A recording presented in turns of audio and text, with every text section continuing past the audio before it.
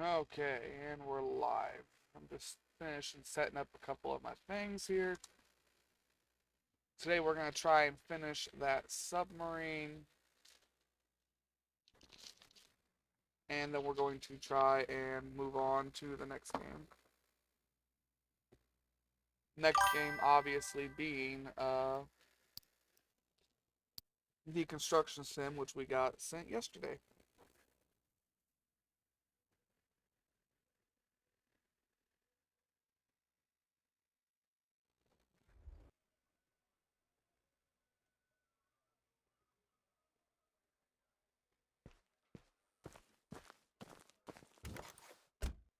Now, for anybody who missed yesterday's video or stream, I would recommend watching it because we started doing the I-400 here. World War II Japanese submarine, one of the three largest submarines ever used during World War II.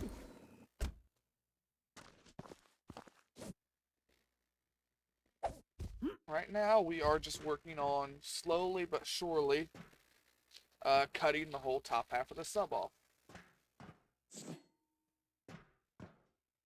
Alright, looks like it is time for us to start moving again.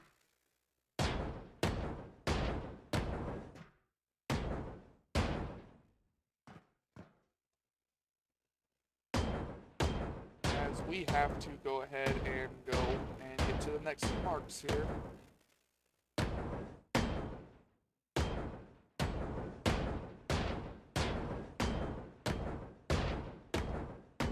Like I said before, we want all the bottom uh, bolts, rivets. I think these are rivets because they're on a ship.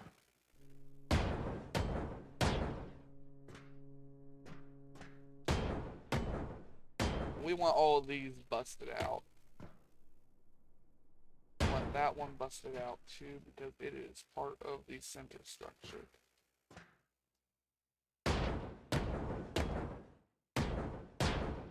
We do want every rivet on the floor busted. Every single one. We need to figure out where our next cut point is, which is right here. So we need to go from here over.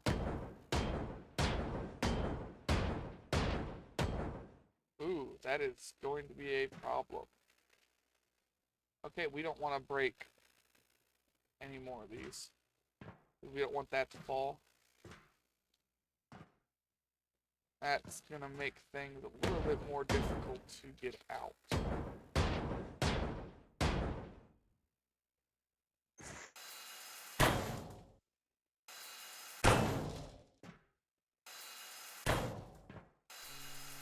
Yeah, that does make things more difficult to get out. That sucks. That kind of blows.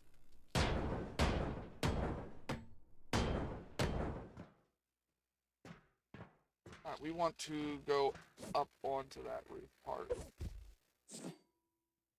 Yeah, and we want to get up here. And we want to cut all of these out. We also need to check for, yes, this.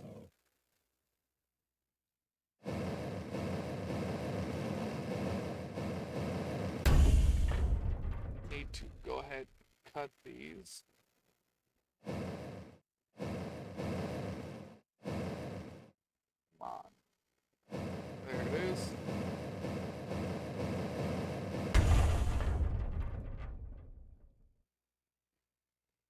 That should free up some stuff here.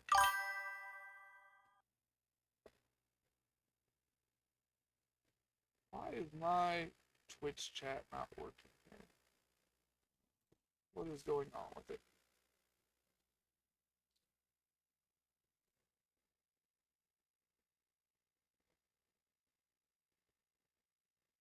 It's going pretty good, Horan.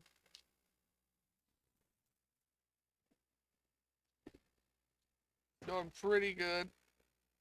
Haven't been playing Ultimate Admiral Dreadnoughts much, unfortunately. But,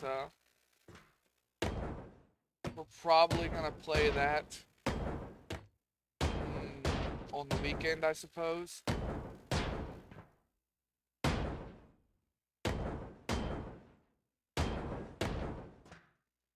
But for now, we're just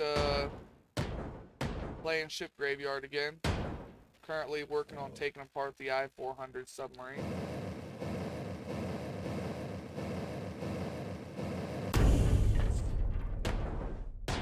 I am trying to figure out how to get some equipment out of here.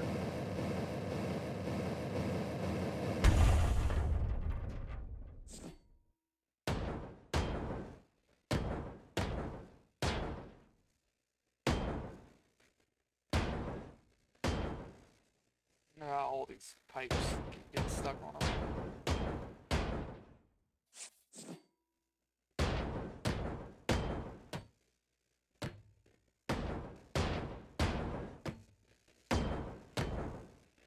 Alright, that isn't everything. Why is nothing breaking? Because I've got to hit that mark too.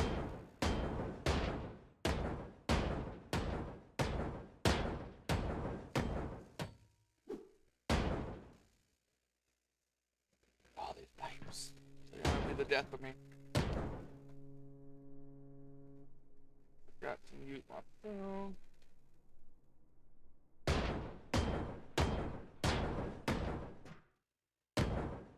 Alright. A lot of this should just pop. Some of it's even going to pop all the way down.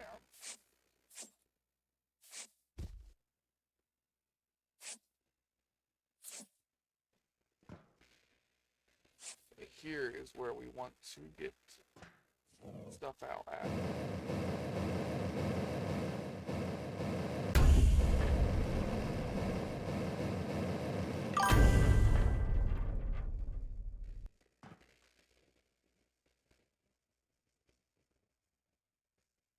Well, it was nice seeing you, Ho-Ram. Like I said, I'll get some more of the UAD videos out. It's just gonna take me a little bit. That game doesn't, as you saw the other day, doesn't do well on Twitch very well, or much. But it does still do alright.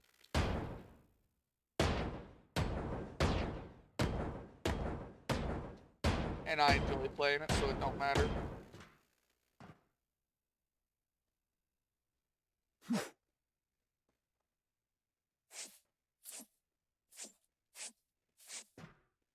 But we'll have we'll have some content for it here soon.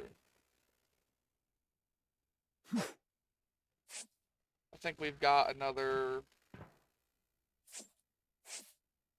quite a few more videos of the USA campaign left to go, but when it comes to other nations, we could probably start up another one here soon.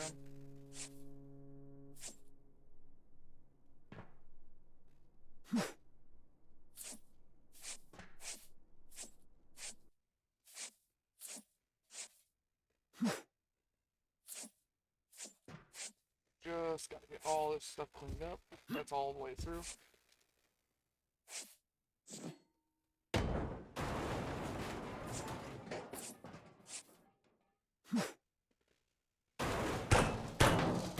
See, that broke.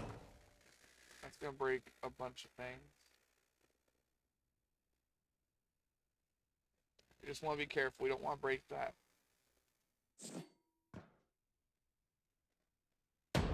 When we break all the floor under it, it will fall and break. And that's worth a lot.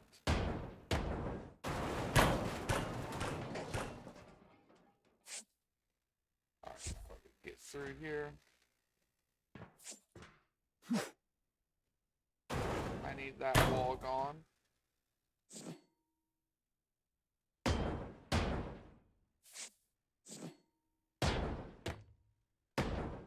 That is a supporting wall. I need that wall gone. I'm trying to be careful here. I need those walls gone.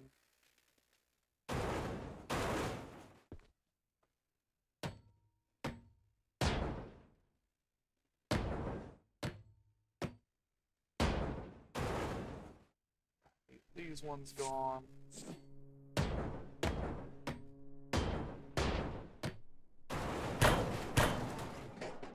We need to get the left side of the ship to drop.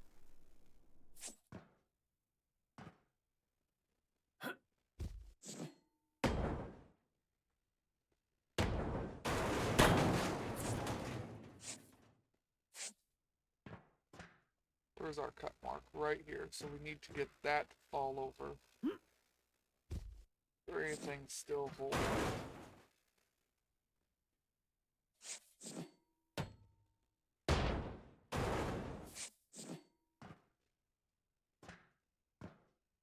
Well, we're going to have to go through and try and make sure we actually got this.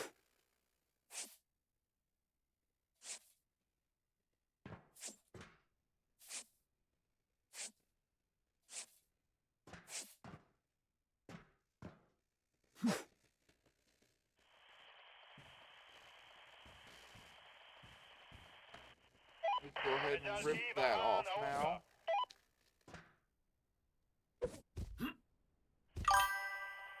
Gets that part off of it.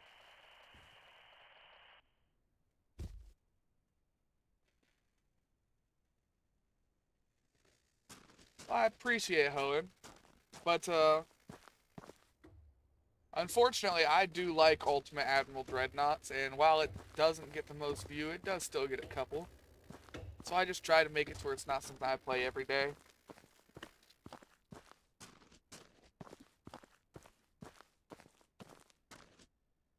Why is the crane not moving? It was supposed to come and pick that up. I know it hasn't done it yet, has it? No. There it goes. I guess it just didn't register. So once we pull that... Well, it is unfortunately for the YouTube side of things. Like I said, it's an older game that, like you figure out, a lot of people don't know about. And the development was halted altogether because us, the viewers, killed it. Or not the viewers, the players. And unfortunately, I really like playing the game. A lot of other people don't like the game. It is a very interesting game.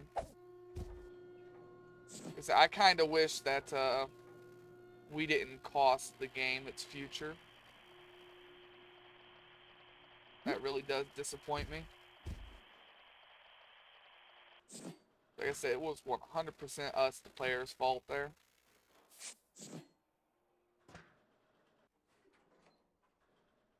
Alright, yeah.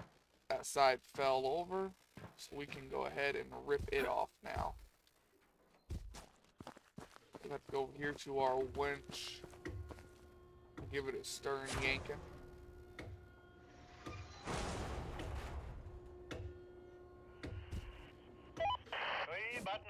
Okay, now we need to get back up there, which is going to be the hard part.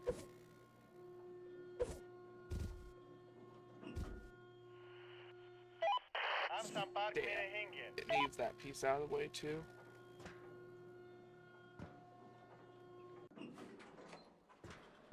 Alright, well, we know what to do here. Just cut all the roof bits off.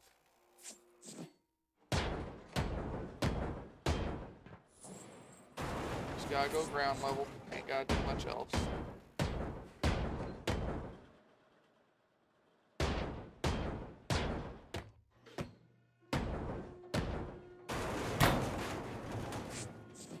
Break all of these, and we can get this side off too.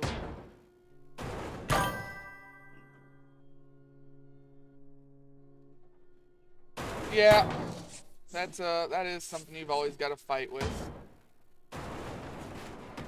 But like I said, I'll get over it.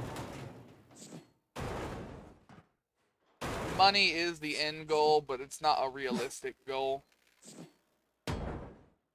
You almost have better odds of winning a lottery ticket than you do actually making it on Twitch or YouTube. And I knew that from the get-go, so I can hope that I can make this a career. I can keep trying and putting in 110%, but unfortunately, this is just one of them things that effort really doesn't decide much. It's kind of luck on whether you get people or not. Just because people are so unlikely to ever find your channel in the first place. So I try to keep realistic with it. I would love to make this a job. I would love to be able to make a bunch of money from it and only have to work a part-time or even not work a normal job anymore. But it is unlikely. Granted, if it does ever happen, I'll be so giddy that I might actually, I don't know, smile. I might put some more emphasis in my voice and have a little bit more emotion in it.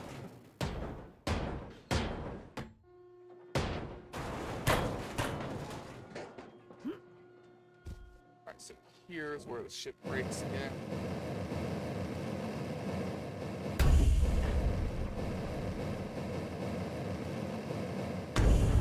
That fell right over.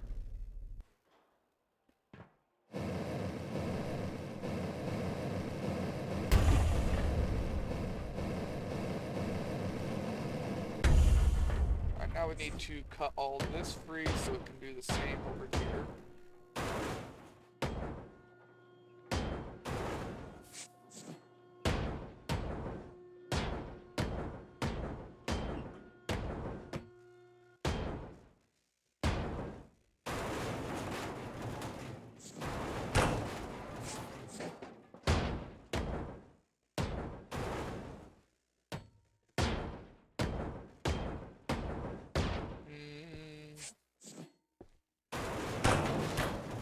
There it went.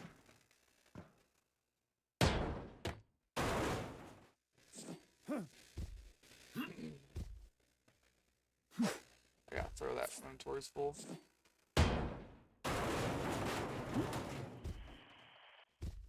Now we gotta go and rip off another piece of the hull.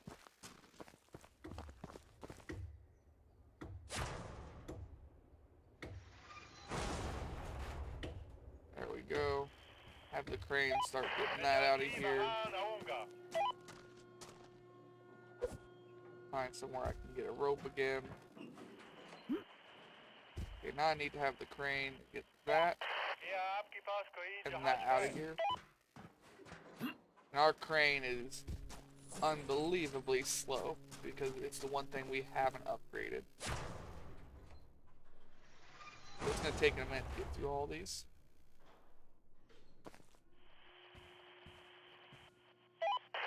However, we are almost at the back of the ship now. We are at the halfway point. Yep, and now we just gotta keep going a little bit further.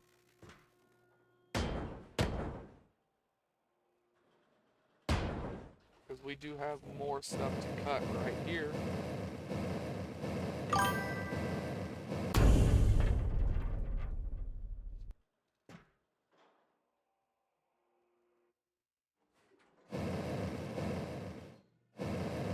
Let me read that. Fair points. Been doing the right thing now. Streaming while playing games. Anyway, I've been told that playing video games without streaming is like working overtime for your job with no play. Might just have to get you to play WoW or something. That adds a couple 100K viewers any time of the day.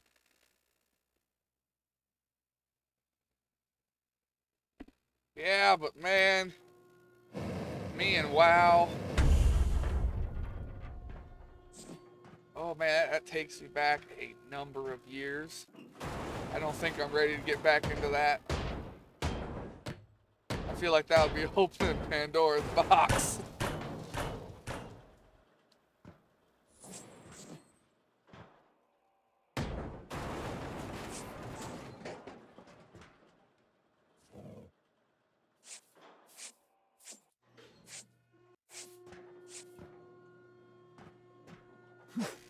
Got all these boxes. Ain't nowhere to put any of them yet.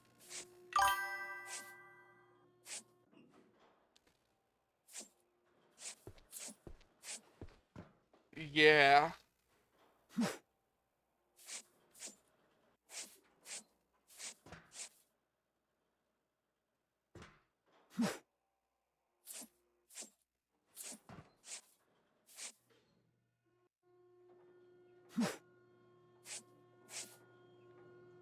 No, I think I'll stick with my indie games and everything.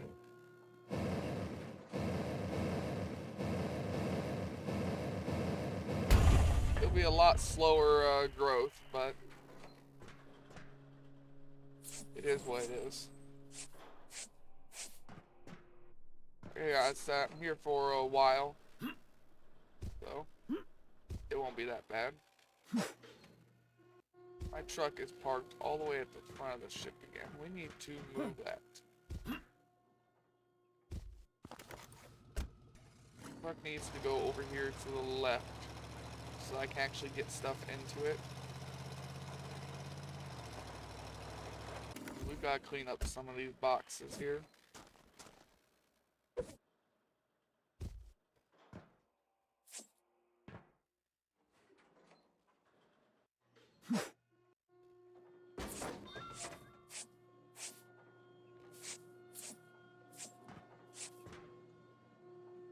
Any other parts we gotta grab in here?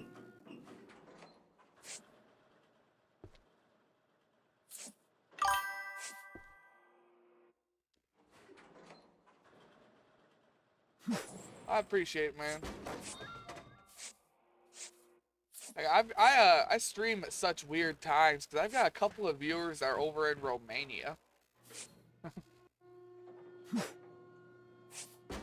Like, the few viewers I do have are all in completely different time zones, and I'm having a hard time finding a good time to stream that I can hit everybody. So I get a couple of viewers like you that are only here for a couple of minutes to an hour, and then they gotta go. And then the other ones come in and do the same thing. Yeah, the Romania viewers, it's usually early morning for them, or middle of the night when I'm streaming.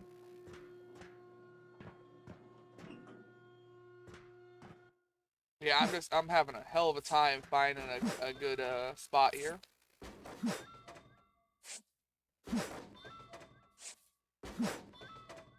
Kind of seems like no matter what time zone I pick, somebody's getting the short end of the stick. I don't think I can fix that.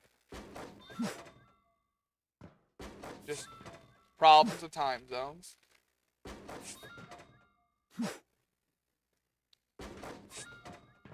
Let's see. I am all the way Eastern Standard Time Zone. So I'm over in Ohio.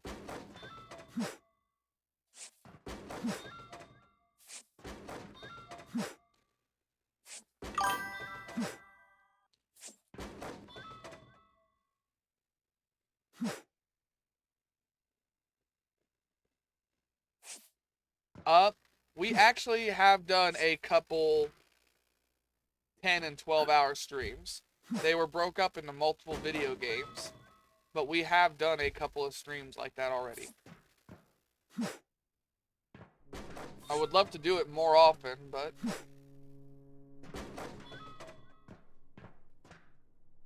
I only have so much space on my computer, and I stream and record everything in 2K.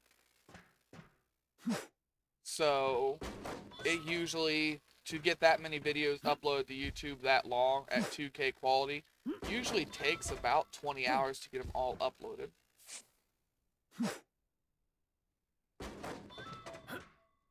If I streamed and recorded at a lower quality, it would be easier.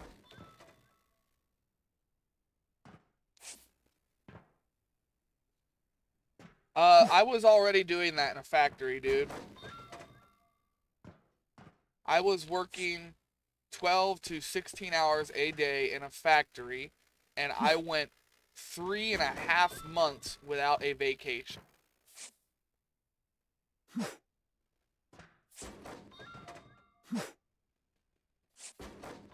So, and I hated that.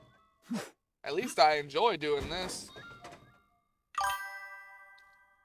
Because it's America and our labor laws are kind of let the factories do whatever the hell they want anymore.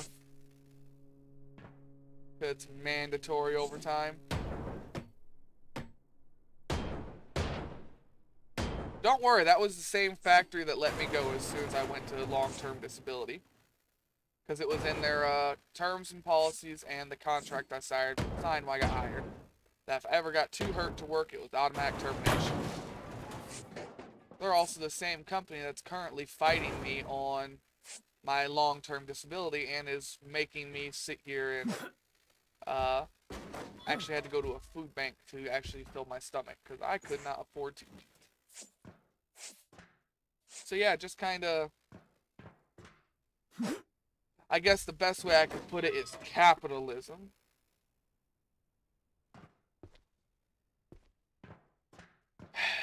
That's just kind of the working environment here in the States anymore. Every factory is dog shit. It is, but you either get used to it or you drink. I chose to drink.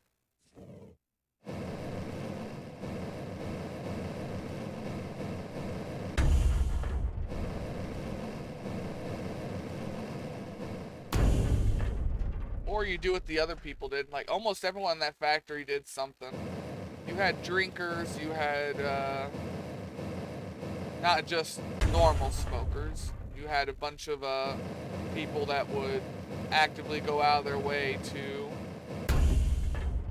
smoke behind machines, inside, try and sneak it, you know? You had, people that would go to the bathrooms and shoot up. And the reason why we had so many bad people like that is because the turnover rate at that place was 98%. They couldn't keep people hired because they're such a shitty company. So they were scraping the bottom of the barrel with employees at that time.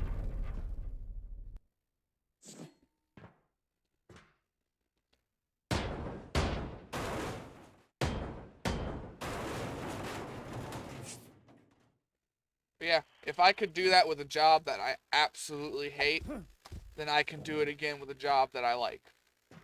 That is the short end of it here.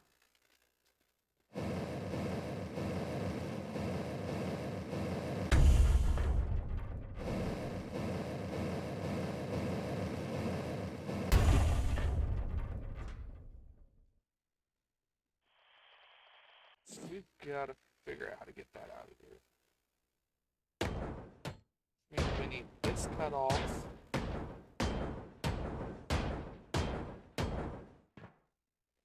We need this cut off all the way around.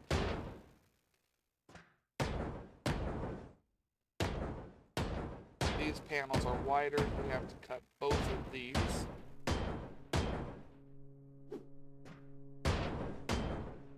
And it goes back to being smaller right here.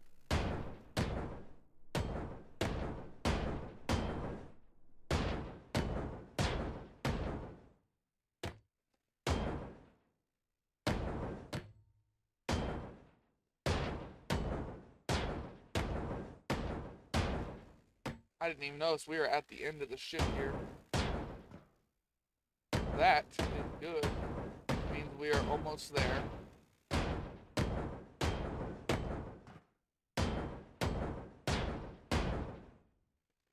Now it's going to be a little bit hard to get the next layer of the ship because somewhere in there is something radioactive that keeps trying to kill me whenever I get near it. And I haven't found where it's at yet to get rid of it.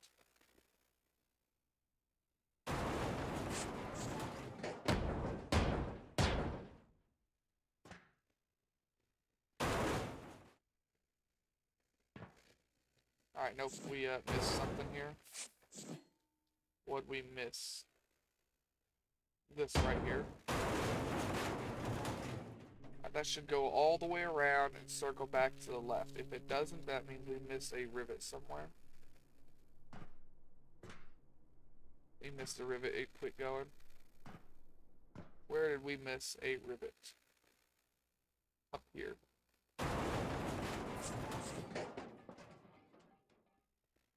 It was this panel.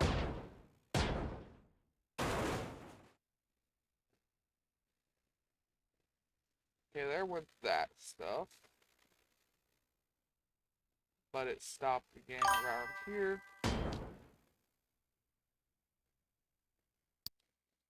Let's see here. Fan of the Just Drink and my Irish alcohol. People will do whatever it is to get a release from whatever shit is going on their lives. Working at ship jobs act like an employee is replaceable. You'll see an employee act like they couldn't give two flying fucks. Oh yeah, no, they told us to our face. Like they told us right there to our face. You are the most replaceable person in this factory. Like they didn't even try and sugarcoat that shit.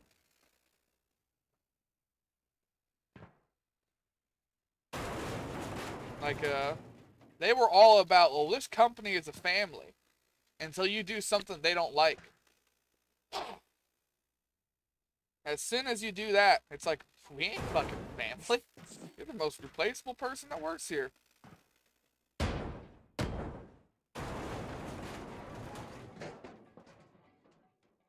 So it's just one of them double-sided shit.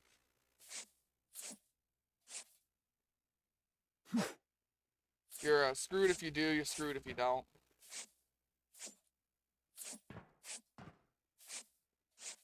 And yeah, I had to slow down on drinking altogether.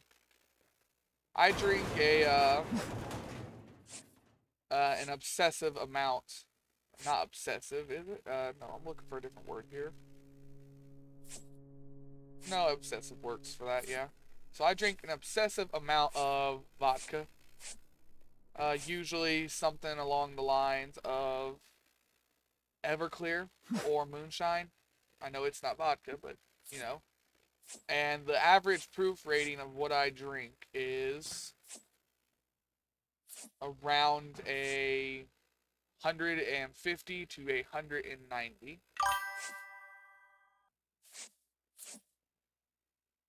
So I am what you would call an extremely heavy drinker.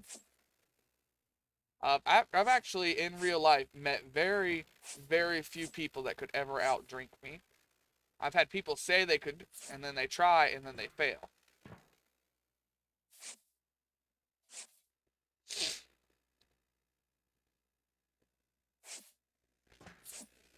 Long-term disability is only on the cards for, I blew out my knee, and it's taking longer to heal. Now, in the future, it might be on the cards due to liver failure or something like that, but for now, that's the only reason why it's there. Hard to do much when you can't walk to your destination without a cane. I think we would too.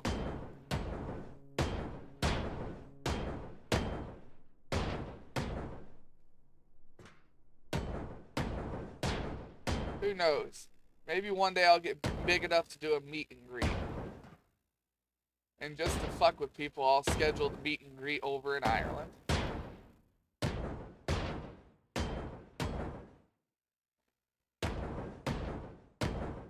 You know, it's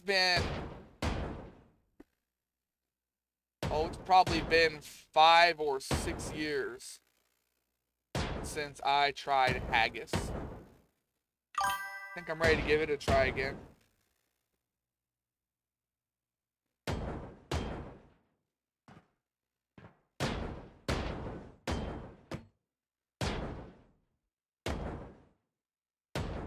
Yeah, you know the only funny thing about me being such a heavy drinker? Uh, one of the times I did a bunch of permanent damage to my liver, and now I am allergic to hops. So now I can only drink hard liquor or wine coolers. I can't even drink normal beer, or I'll start puking.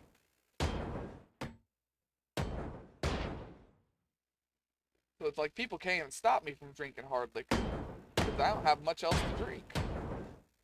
I'll be damned if I'm gonna sit down and just start drinking a bunch of wine.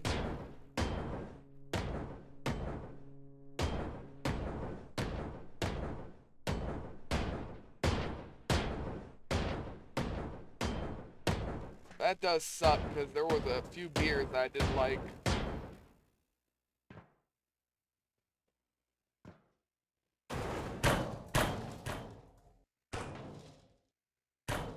I'll say that worked.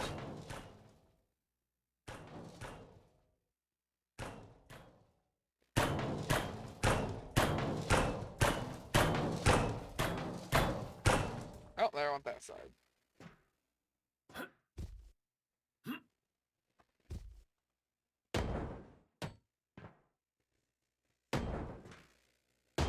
Gotta break all this crap so I can get to these engines right here. We're gonna be ripping those out.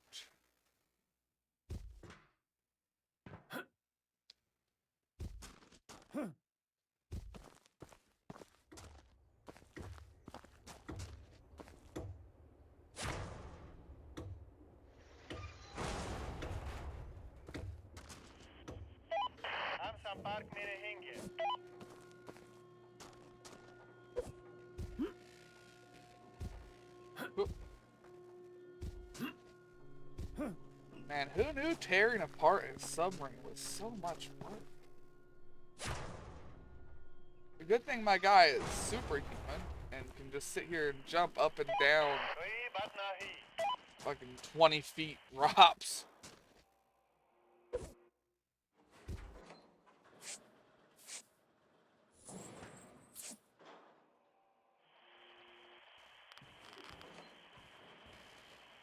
Alright, let's cut these out first. Crane's got a lot of work to do now. Take that out. Take that out. Next we need to rip this out.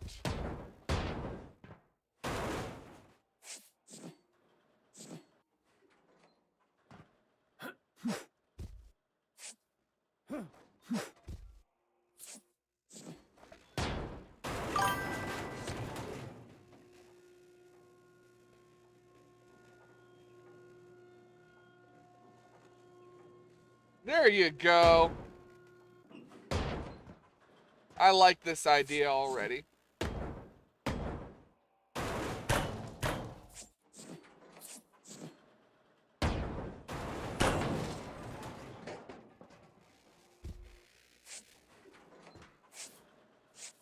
I got a bottle of vodka from Poland. That's 194 or 196 proof. It's that spiritus vodka. We could start off with that. Like drinking rubbing alcohol.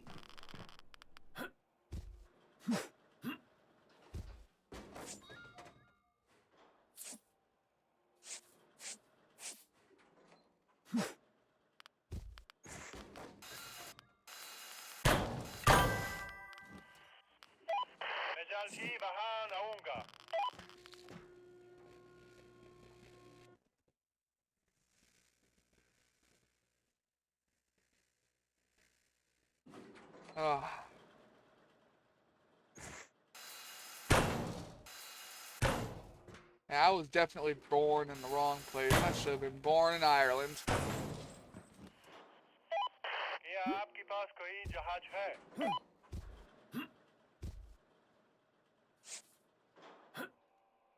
That way I can finally have other people that understand my drinking level. Because they're few and far between here in the States. You got the people that say they can drink like that. Then a couple hours in, they're puking everywhere.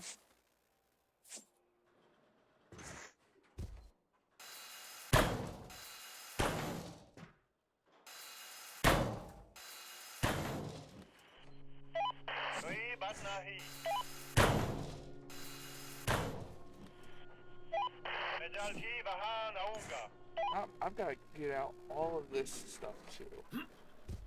There's a whole room of this stuff.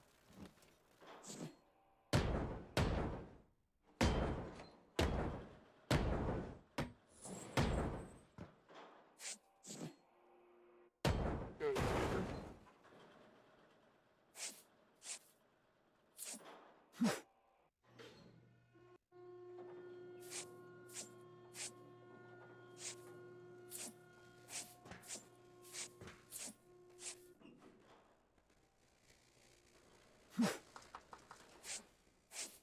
Just got this all cleared out.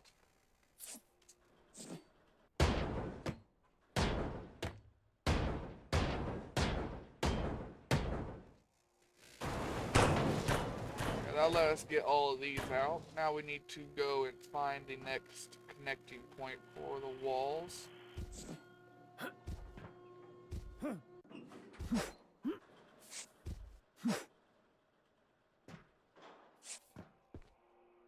There it is.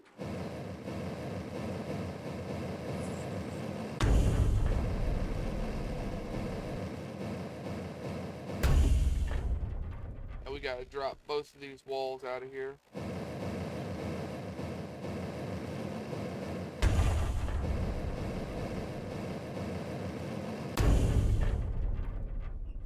There we go. It's split open all the way down.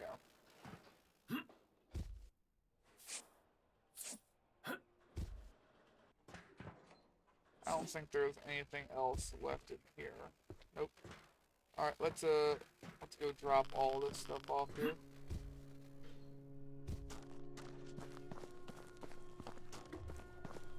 Use this one.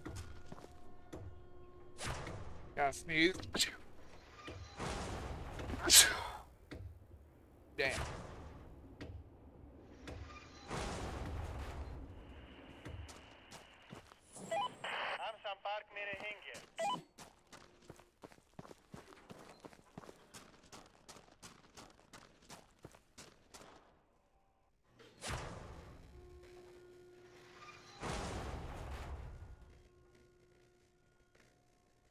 That one's too far away to reach with this one.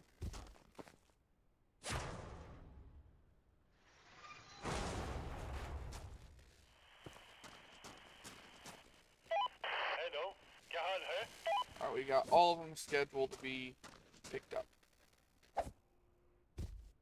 Which means now we gotta go in here and schedule all this stuff to be picked up. Probably move my truck too at some point again.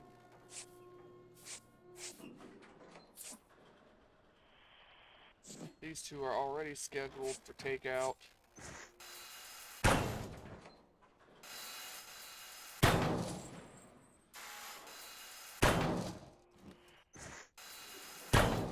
Alright, we'll schedule that. That.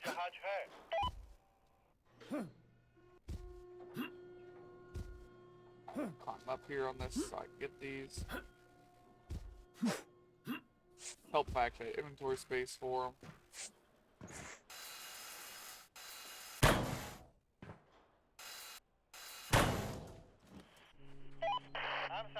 Alright, get those two out of the way. And the crane's gonna be busy for a while here.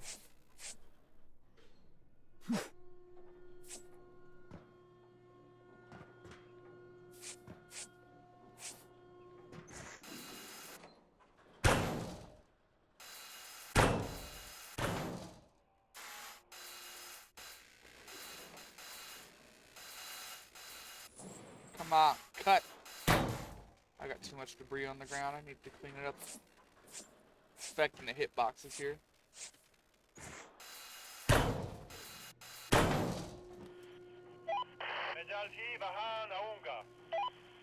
And we got 12 items in the crane queue right now. Crane is not going to get to any of this anytime soon.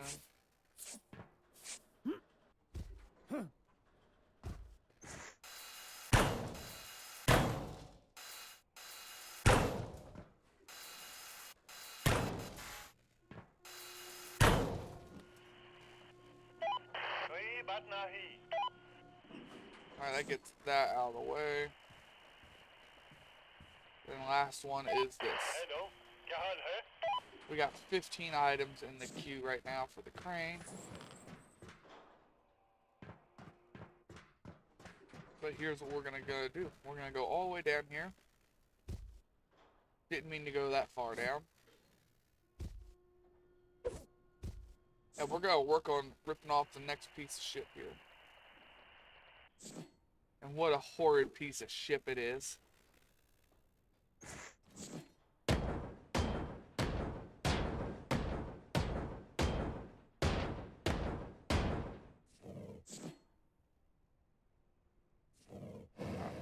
I keep bumbling my keys here.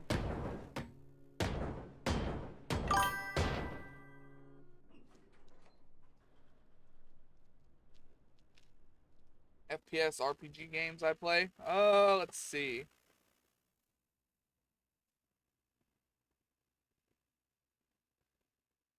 RPG games. I don't think I really play any nowadays. FPS games, I used to play like the Call of Duty and stuff, but I I'm getting too slow. I can't keep up with all this Omni movement bullshit. Got people running and sliding around the map. I can't keep my eyes or my crosshair on them.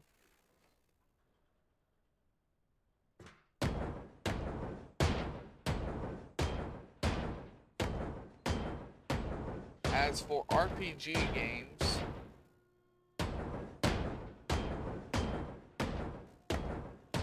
no, I haven't really played any in a while.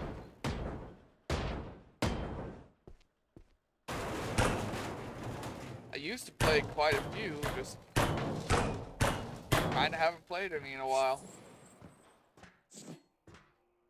I don't have a reason why, just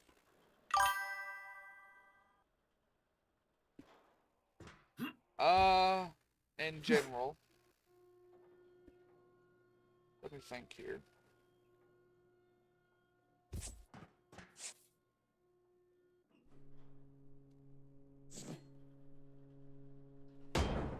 I'm terrible at thinking of that stuff on the spot. I can't even remember the name of half the stuff I do play.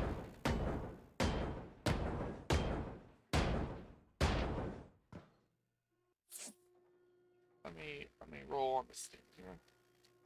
Just give me a second.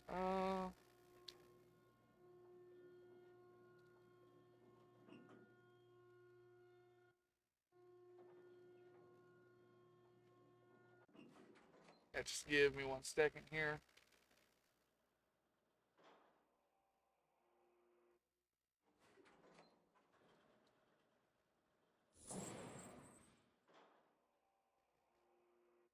That's survival.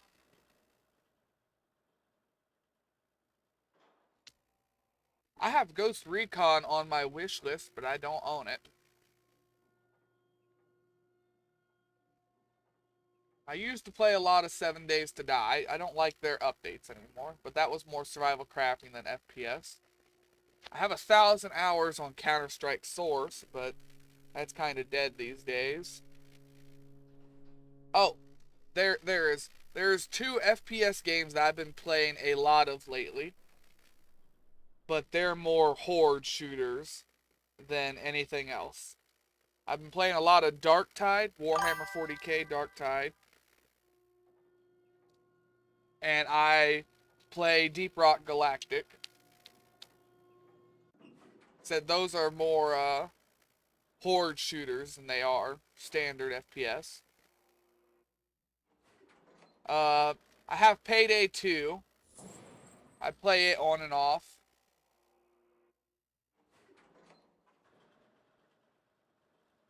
Let's see here. What else do I play a lot of?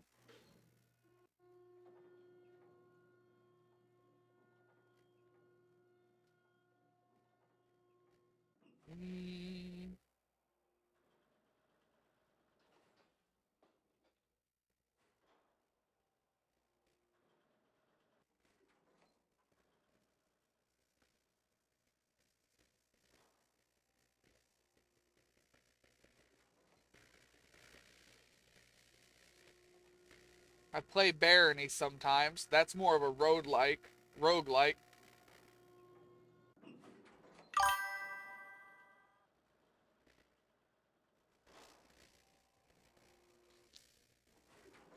Hmm.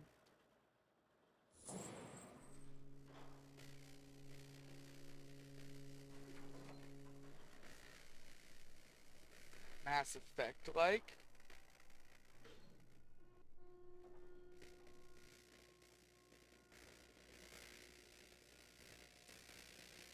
I played the Outer Worlds, but it's single player.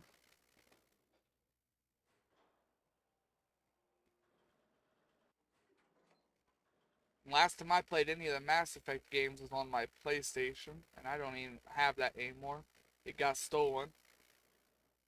And I've never even been able to get my PlayStation account back because I don't have the last credit card or anything that was used on it.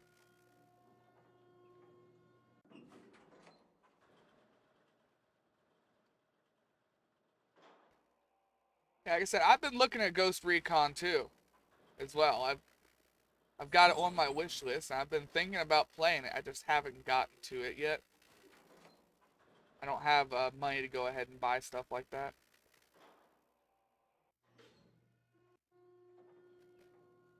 But yeah, going through my Steam right here, I just don't have a lot of FPS games I do have either don't exist anymore or aren't played anymore.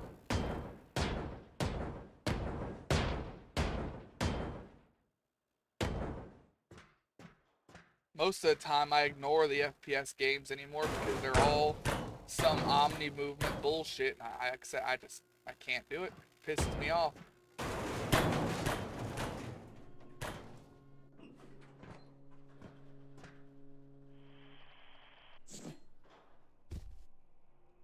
We've got torpedoes here that need to get out.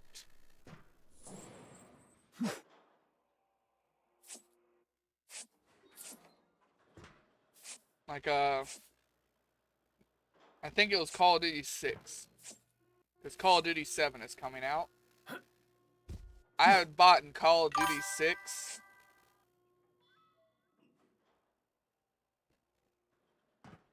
And it was the biggest mistake I had ever did. I wish I hadn't had played at least 2 hours of it because I would have returned it. If anything good comes along, I'll see if I can find anything good.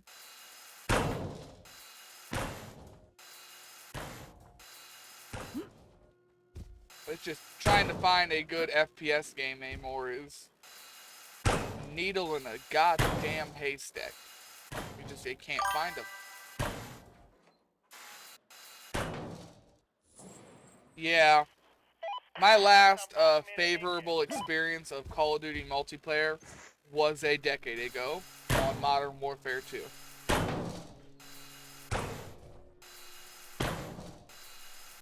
But I bought Call of Duty 6 because my nieces and nephews have it, and they wanted me to play games with them.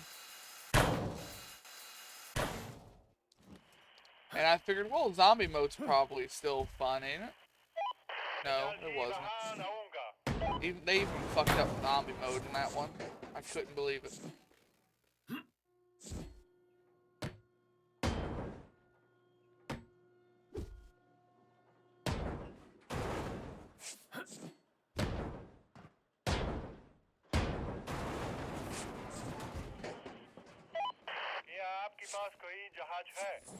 I used to play like I used to play Heroes and Generals. It was a PC game, but they shut down. But I liked that one.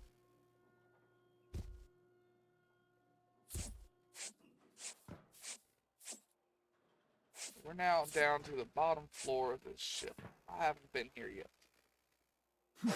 We'll give it a good explore in here.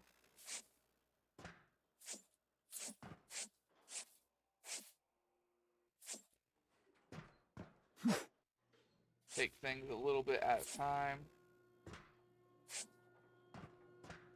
Clean up all this mess too. See if we can find that nuclear material.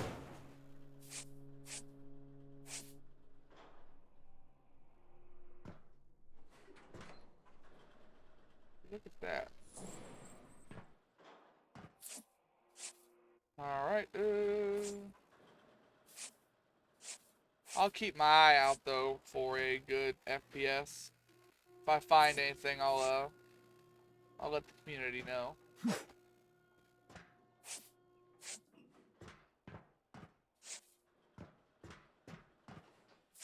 Just nowadays, they're all trying to make games that cater to these stupid people. Like Battle Pass.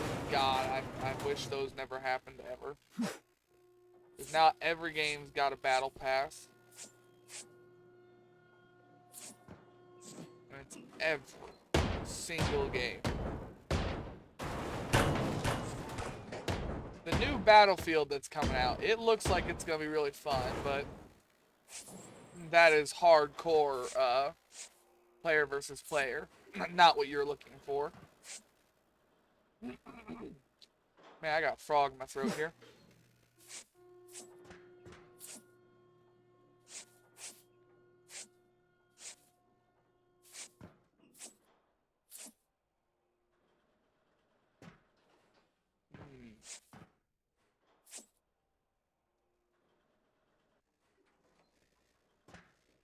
I can't think of anything that I've seen that would be like Mass Effect-esque FPS other than the Outer Worlds. And like I said, like you said, Outer Worlds 2 is coming out.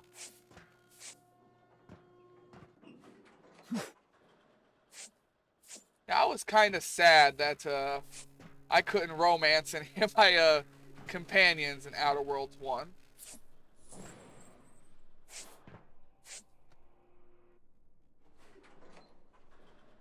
There is cargo in there.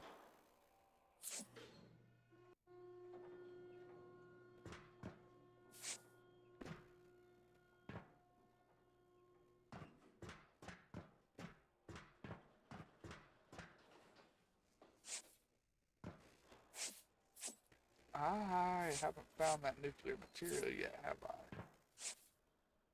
No, I don't believe I have. I wonder where it is at.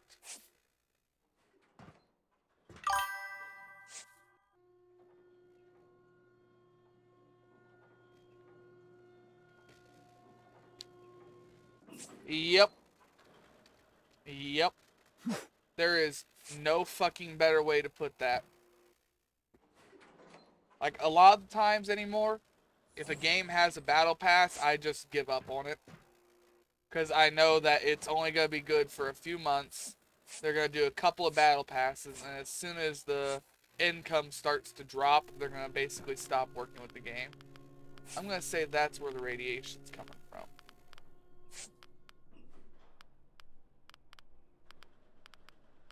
No, it's not this thing, it's something in that room.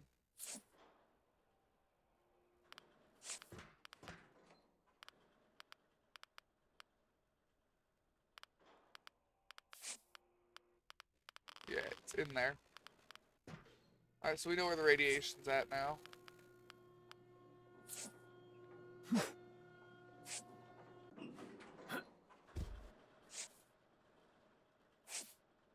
Yeah, I'm a firm believer that battle passes kind of ruin the gaming industry. Every game doesn't need a battle pass. It's just like them streamers that were playing the new Battlefield, and they were pushing like, where's our battle pass? Where's our skins? Games don't need skins and battle passes.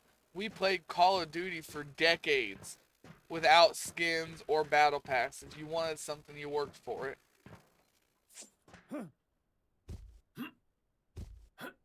Not whip out a credit card.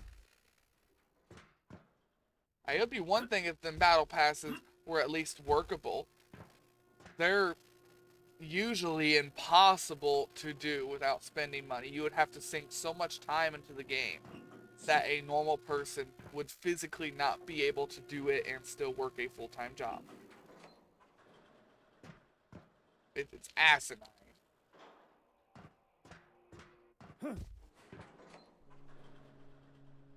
Okay, well, Crane's working on getting over here to torpedoes now, so we're gonna start cutting the front of this ship off.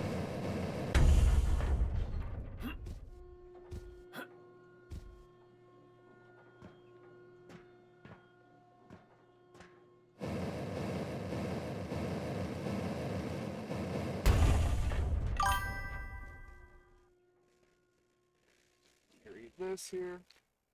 Yeah, Outer Worlds and a lack of relationship is a disappointment. The game had humor and wit, could have easily added in some relationship mechanics, ended up being a fast travel sim. Yep. Yep. I love the game, but yeah, way too much fucking fast travel. The masses these days don't have the ability to concentrate or the amount of time it takes to unlock certain things. Passes make it easier while keeping the publisher's profits up. Yeah, no, that's pretty damn accurate. Like, you see what I'm doing? I've spent the last few hours taking a ship apart piece by piece. You know what I did yesterday? I took a house apart brick by brick in Deconstruction Simulator instead of just demolishing it quickly and moving on. I've got a lot of patience. I've played a lot of games where I had to grind over the years. Like, I mean, I remember sitting there running through and farming runes and gems for Diablo 2 for hours.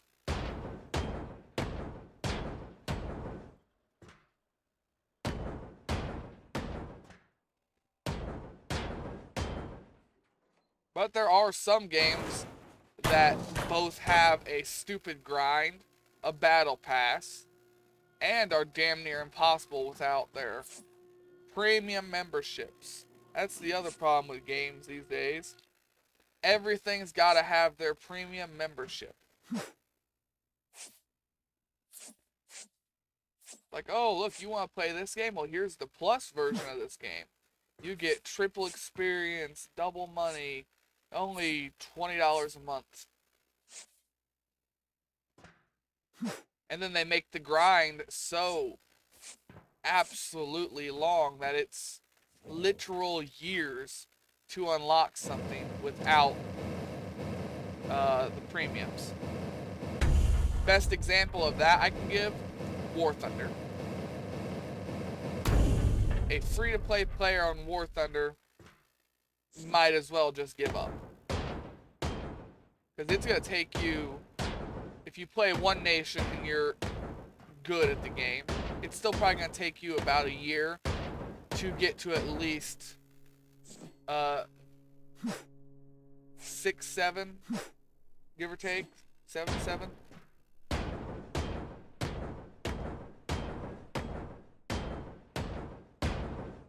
Same thing with World of Tanks.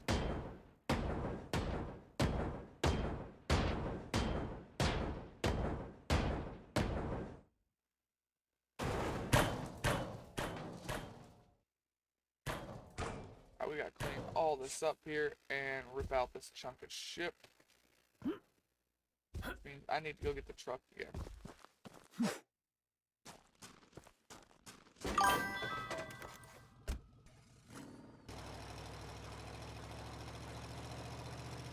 I have my papers in game development. I've never worked in the industry because it was too cutthroat and I have a family.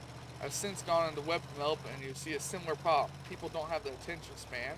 If we can't load the homepage of a website within 1 second with the worst internet available, people lose interest and go elsewhere. Yeah. But you know what?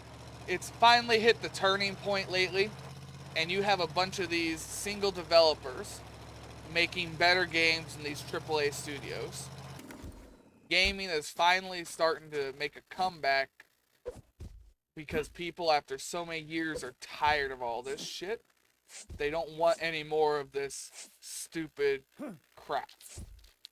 And they're willing to sit here and take a graphic, but what would be a good word here? They're willing to take a graphic reduction. Would that be the right way of wording this here? Basically just worse graphics, but they get better games.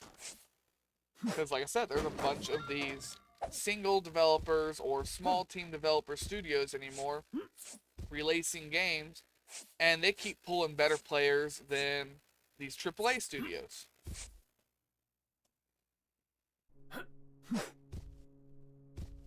I'm hoping that stays a trend. I'm hoping that things finally start to turn back around and I can get some decent games. But you never know anymore.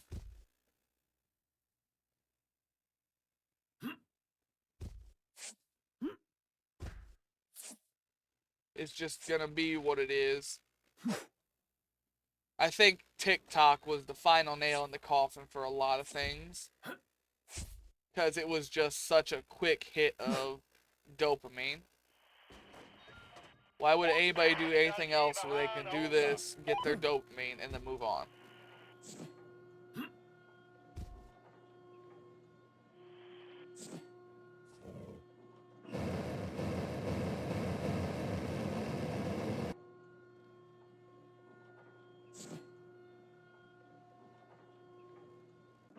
I need to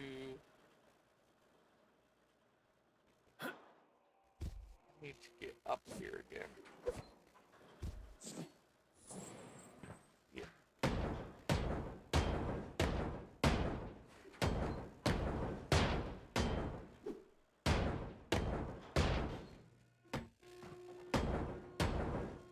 I'll just never understand how people's attention spans got that short.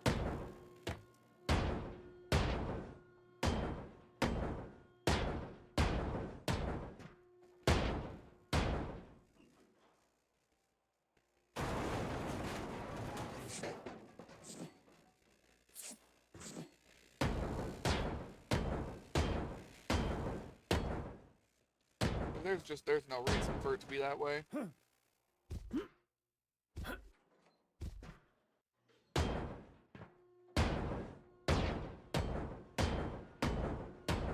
it ain't gonna change, and I already know that.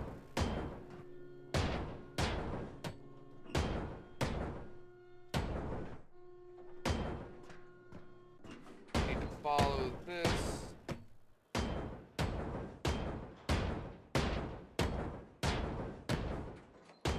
Cut everything all the way up until this point.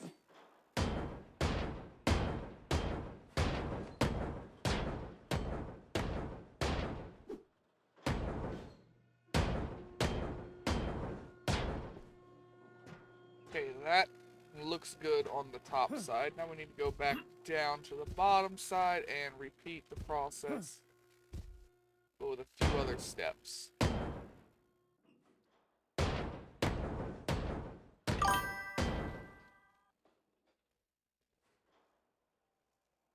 It's not hard though. Indie studios who have the funds to progress to publish a game can do well. If it's interesting, the people will enjoy and let everyone know. The dopamine hit is mostly down to Vine and the likes. Think Kevin from The Office. Why say many words when few words will do? Why have hour-long videos when 5 minutes will do? Yep. And you see, I had somebody on here the other day who kept telling me, "You just go do TikTok, man, where I got all my viewers." And it's like, well, I don't particularly like that. I do like long content. I do like to do everything in long videos. I understand it's not very efficient. I know if I were to take all these videos I'm doing right now and edit them down to like 15 minutes, I would get a lot more views. I don't want to do that. Just plain and simple. If I wanted to do that, I would. And people can't really understand, well, why wouldn't you want to do that? That's less time you gotta do anything.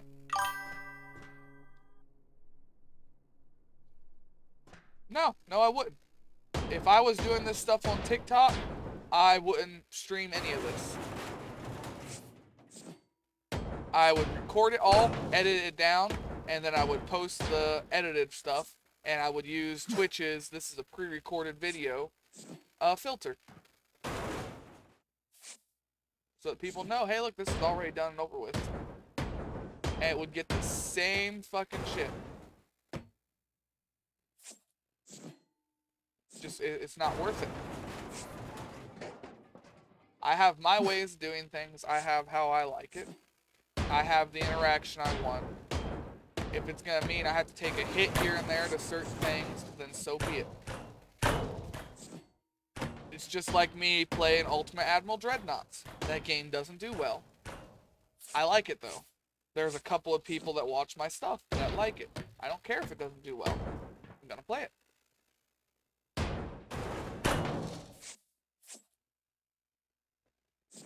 Just because it doesn't do well doesn't mean that I just shouldn't touch it.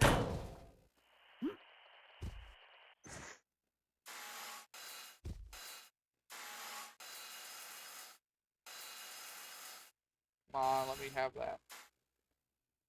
Fine, I'll knock the wall out to get to it.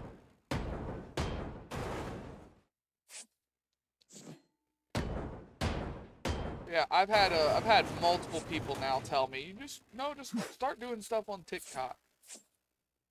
No. It's not what I want to do.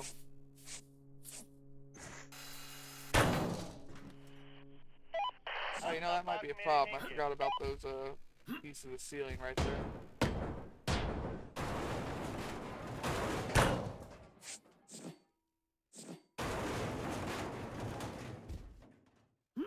Fell.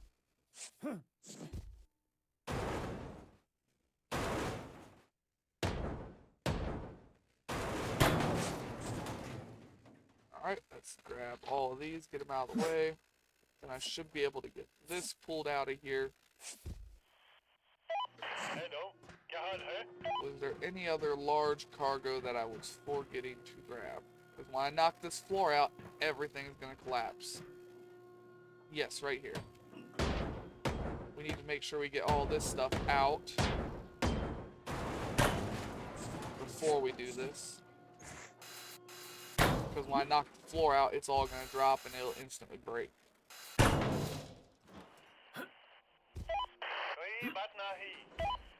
Alright, let's see. Anything else here? Yep, another one here.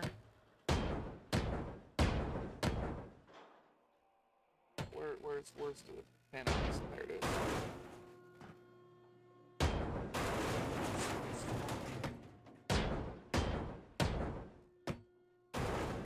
Yeah, I have at the end of the day, I have a way of doing things. I'm going to do it that way.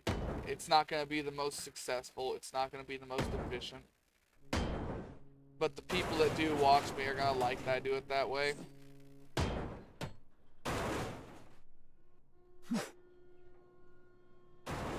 Does mean I'm not going to get the same views I could have. Could get more doing it differently. But it is what it is.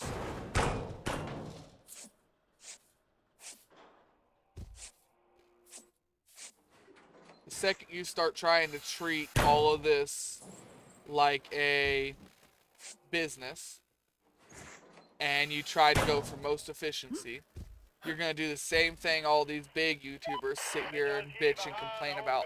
Well, I'm worn out. I don't want to do it anymore. I have all this stuff to do. And then you go back and look at how their channel started, and they started doing the same stuff.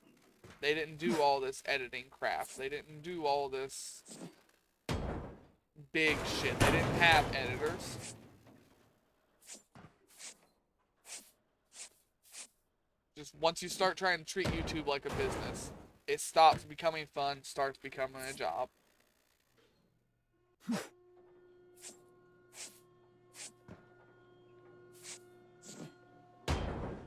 And that is usually the quickest way to lose all interest or passion for it.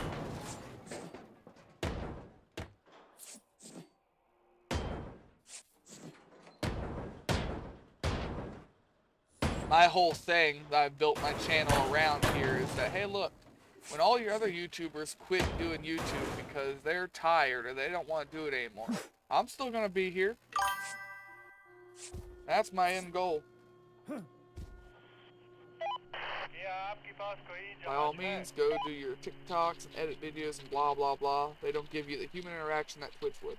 If you get your kicks from talking to people, then live audiences are the thing for you. Well, it's not even just that. It's like I said, I've been around on YouTube for years. Like, I first started trying to grow my channel the first time. Let's see. About 13 years ago. Unfortunately, back then, my computer took a shit and died, and I never had the money to replace it. But over the years, I've watched all of these content creators, all these YouTubers, all these people that I liked to, as soon as I got home from work, sit down and watch. I've watched all of them quit doing YouTube, quit this, give up. And it's like, okay, well, yeah, okay, I guess you got family, alright. Okay, yeah, you've got kids, alright, fine. Well, all of us viewers, we kind of gave you your life, your success. On one hand, I get the, oh, well, look at you. You got to enjoy some stuff, enjoy it. On the other hand, it's like, well, you know what? Fuck you. If it wasn't for us, you wouldn't have anything you have now. You wouldn't be where you're at. It gives you the right to just go, okay, well, I don't want to do this anymore. Bye. It's bullshit. So I've preached my whole channel since I started doing stuff again that when everyone else quits doing YouTube, I could have 6 kids. I'm still going to be doing it daily. I don't care what happens. I'm just going to always be here. That is the end goal of my channel. Provided something doesn't kill me, either my body or myself, I'm going to be here still doing content. Don't matter how many years from now.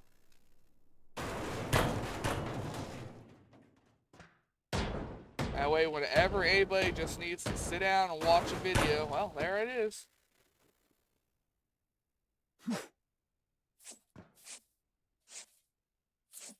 Why I thought King was such a good name. It's like, well, I may not be a king now, but shit, I guess that's the long-term goal.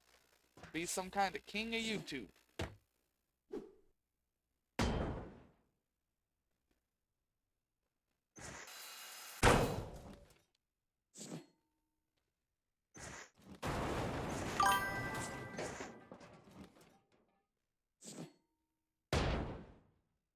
Oh, no, I get what you mean.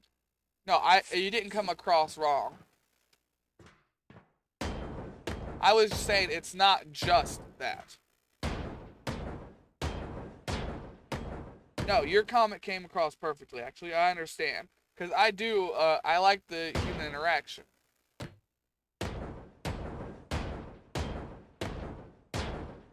No, I was just adding to the comment. I wasn't taking it out of context. I am, as you can see by my Twitch handle and everything, not my Twitch handle, my about me on Twitch, I describe myself as just a country bumpkin. I am not very good with my words, and thanks to a small speech impediment, I tend to stutter them, or push them together, or talk too fast, too slow, mumble, that kind of shit. I'm not the most intelligent man. I ain't gonna sit there and lie to people. Oh yeah, I have a great education. No, I dropped out in 11th grade. I never even went back and got my GED. I'm a big dude, and I used my body to do construction and factory work. Then I got hurt, and everything's been downhill ever since. Because I didn't have any education to fall back on. Does that mean I'm a stupid man? No. Does that mean I'm good with my words? No, I usually fumble them.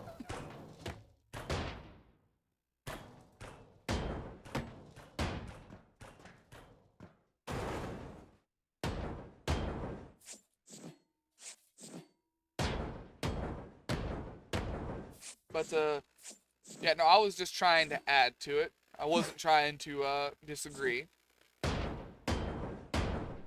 Just like I said, not very good at it.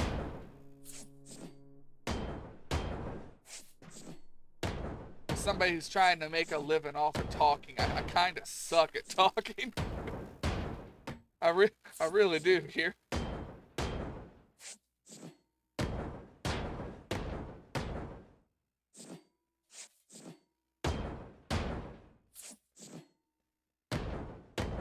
Oh well.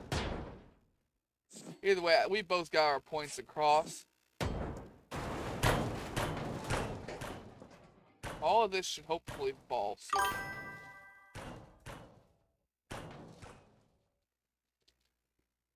Oh yeah, I'm a big boy. I am I'm a big ass corn-fed hillbilly, to put it in simple terms here.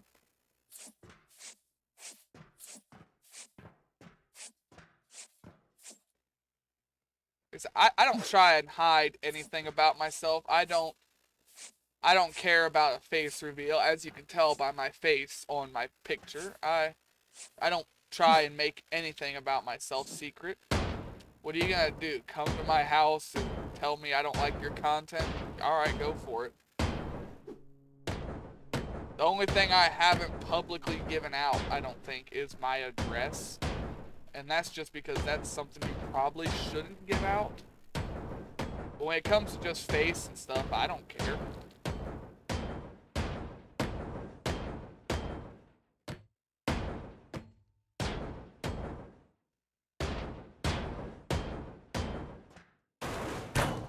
Like,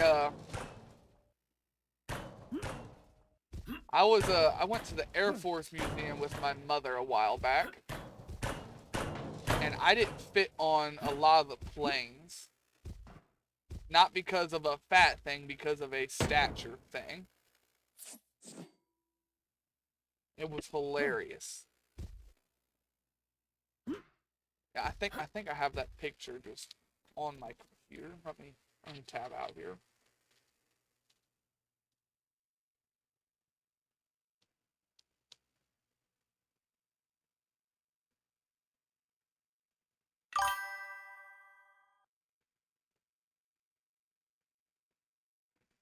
No, not even close. No, I don't even know where New York Road is.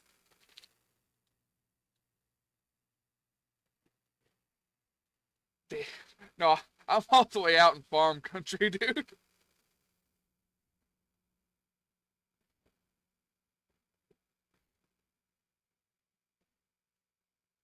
Here, I'll show you a picture of me and my lovely mother. Go to display capture.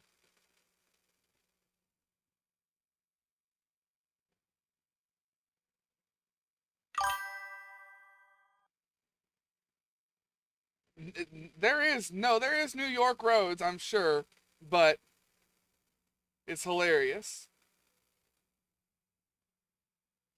As you can see, though, I am a very large fellow. My mother is not so much. I went to Air Force Museum. I had to go sideways to fit through the plane. And then I had to go sideways and tilted to fit through the inside of the plane.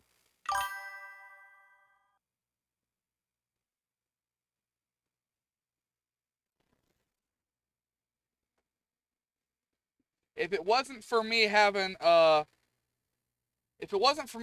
back injury, my doctor said I would have been over 7 foot. But thanks to a few back injuries and a hunch in my upper vertebrae up by my neck, I only stand at 6'8". I can just about get 6'9" if I straighten all the way up, but 6'8", yeah. They said if I have surgery done on my spine, they can straighten me back out and I should hit 7'2".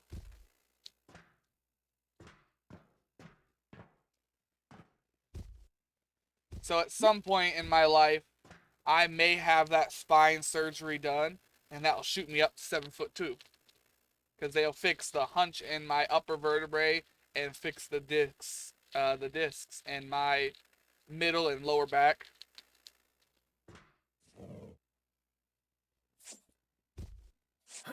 But since it's not 100% needed surgery, it's causing damage, but it's causing long-term damage. Insurance doesn't want to do anything with it.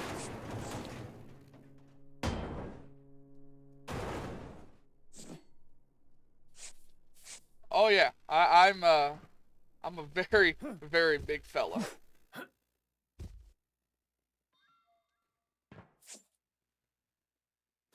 Unfortunately, the world is too civilized anymore, and I can't use my size for anything worthwhile. Stupid civilization. I've got a few people I would love to just knock some sense into. And I could do it rather easily.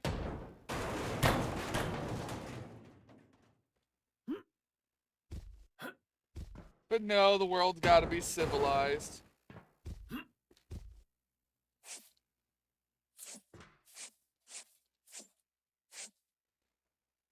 I'm just trying to find everything that's still holding this ship up.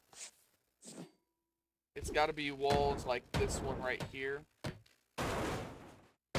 Because I've knocked most everything else out already.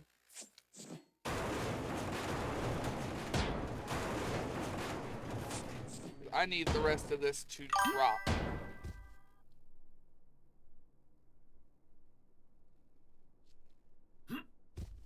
Yeah, basically.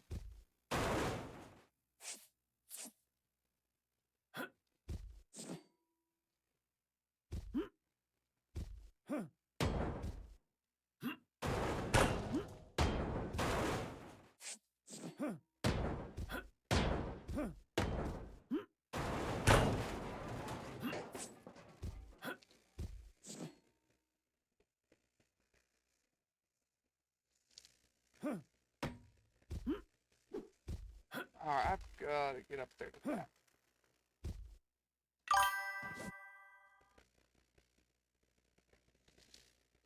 Oh yeah. Like, I have walked past people just in general daily life that are my height, or there's been a couple of times in my life where I've met people taller than me. And you want to hear something funny? I am this big and I've got short guy syndrome. I see somebody taller than me and I just want to beat their teeth in. It just, I have no rhyme, no reason. I've got short guy syndrome and a really big body. You're taller than me, I want to kick your ass. No other reason. And it's hilarious.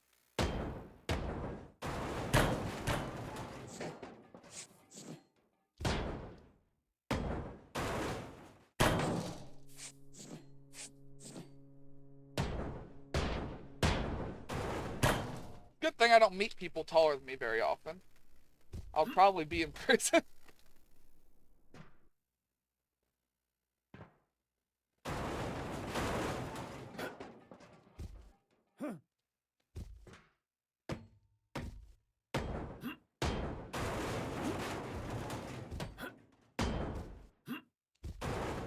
But yeah, anywhere I go, I'm usually the tallest person around, and it's usually pretty easy for me to be seen.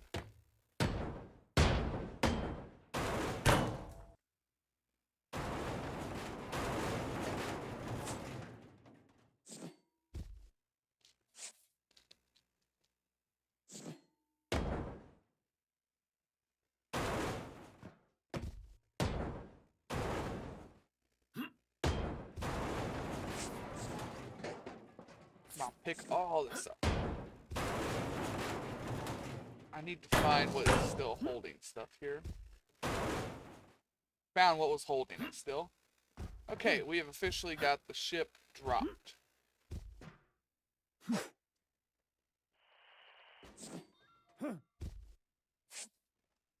So if I cut these, I should be able to pull these out now.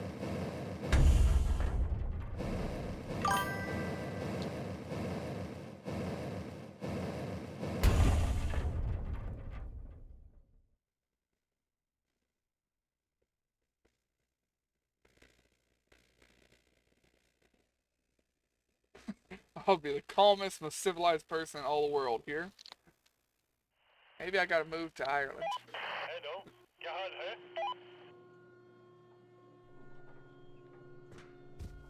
That is on the table, but the problem is, I like my firearms.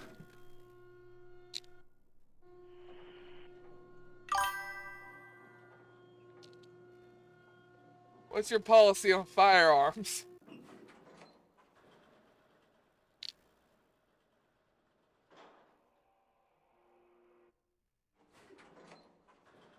Yeah, I don't. It's not a need for them. I genuinely love my revolvers. Well, revolvers. I could care less whether I need them or not. I want them. That is the most American thing about me is I can't quite comprehend not having access to my guns. I don't care if I don't need them.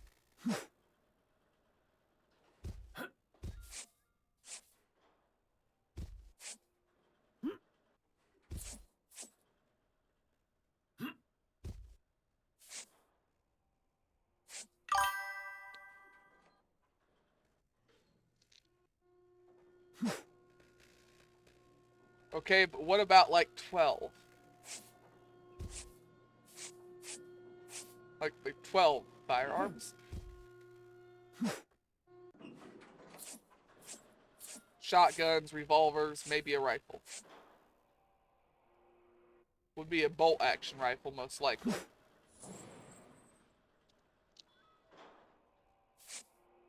I ain't much for all them fancy ARs.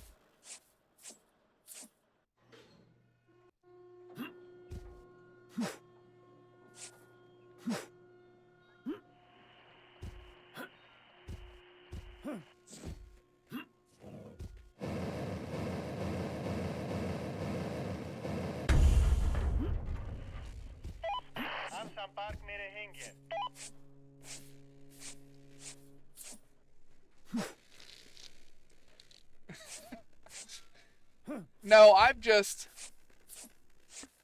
always had just a place in my heart for uh older style guns. I don't like I don't like all this fully automatic bullshit.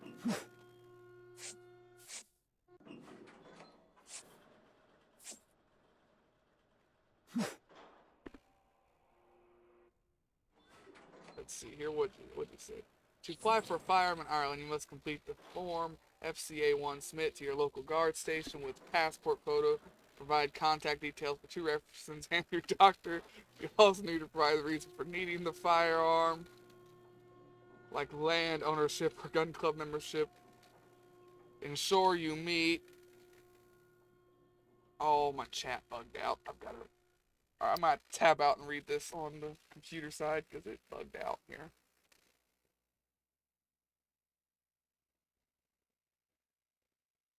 Reason for needing the firearm, like land ownership, gun club members, ensure you meet security requirements, forge and complete a firearm safety course if required. Application is in process by relevant superintendent with payment of ADP.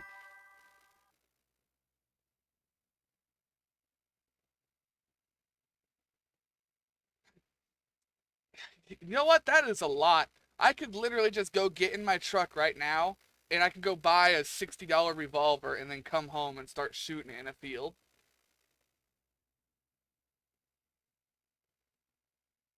Like that is a lot. There's even less paperwork involved if I want to go get a shotgun. I can go get a shotgun in Walmart right now, my grocery store.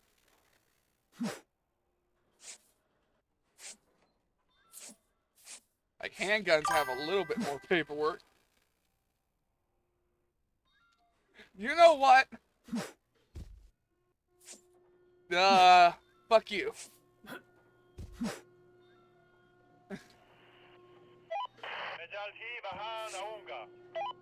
I like guns.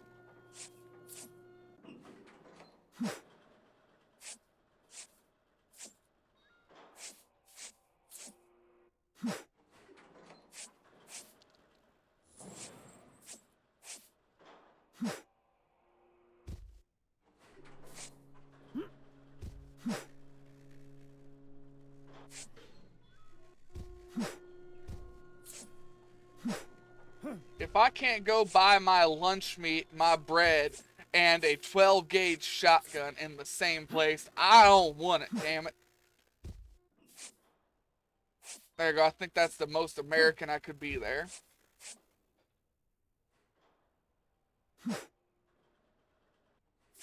Go get me a pound of pickle loaf, get me a loaf of bread, get me a new 12 gauge shotgun, And on the way out, I'll stop by the liquor aisle and buy some vodka.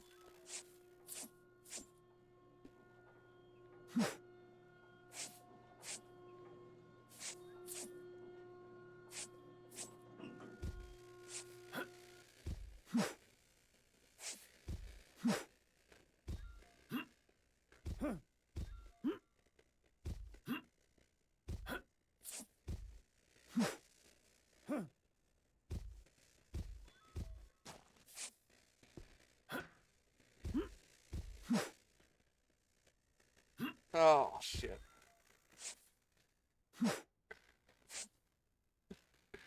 You know, the more we talk about it, I feel like I'm going to be welcomed less and less in Ireland.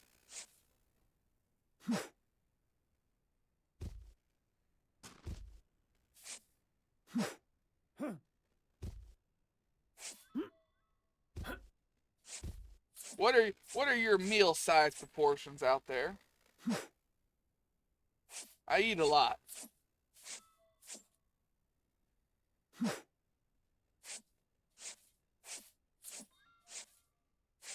I go out there, am I gonna have to order like 6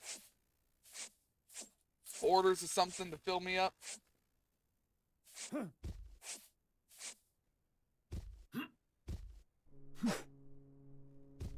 I am 6'8". You've seen that picture there.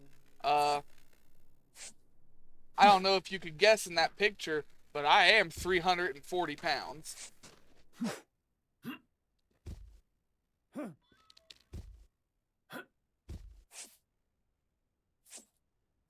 Like, I wear my weight very well. I do not look as heavy as I am. But I'm a big, heavy dude, and I eat a lot. The truck is too far away. It's not going into it. I need to bring the truck closer.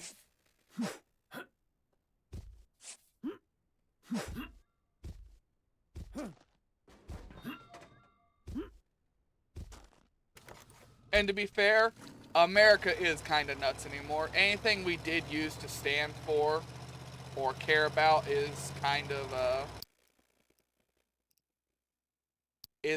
gone. Our country is a bit of a mess anymore. But I'm not going to get too much into political. That is just a recipe for disaster if I do.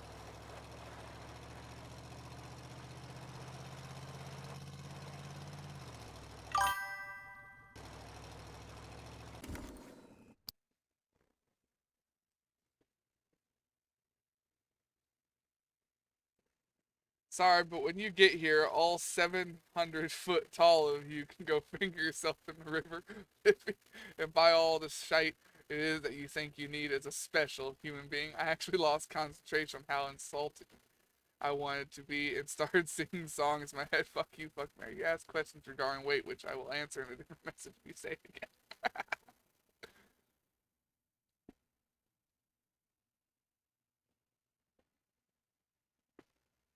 Like I said, I tried to say it in the most downright ignorant American way possible to see what kind of reaction I could get, and that was great. Oh.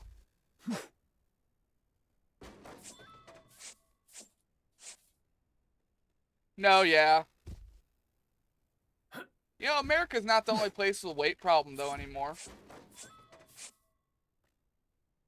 In Britain, uh, London, what's it called? United Kingdom. I kept just saying places and not actually what they're called. The United Kingdom has a bit of a weight problem nowadays, too. But no, our country is kind of nuts.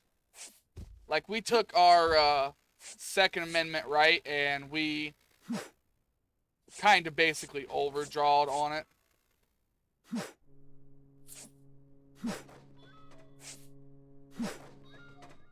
And, yeah, our superstores are kind of stupid. I can't deny that either.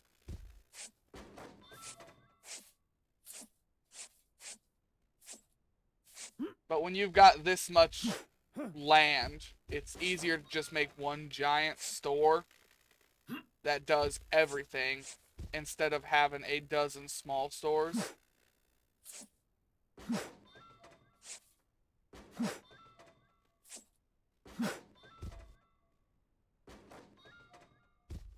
But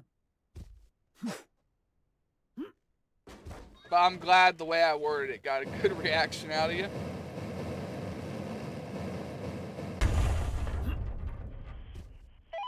क्या आपके पास कोई जहाज है?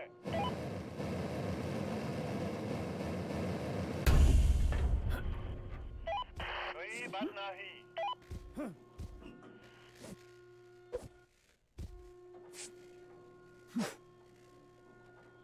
Oh, shit. That was a good laugh.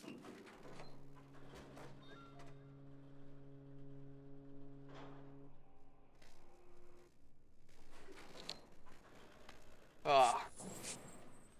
Oh, and if you can't tell, you can't insult me. Ain't nothing you can say ain't been said to me before. And when it comes to insulting our country, it is what it is. Our country is just kind of overboard on everything.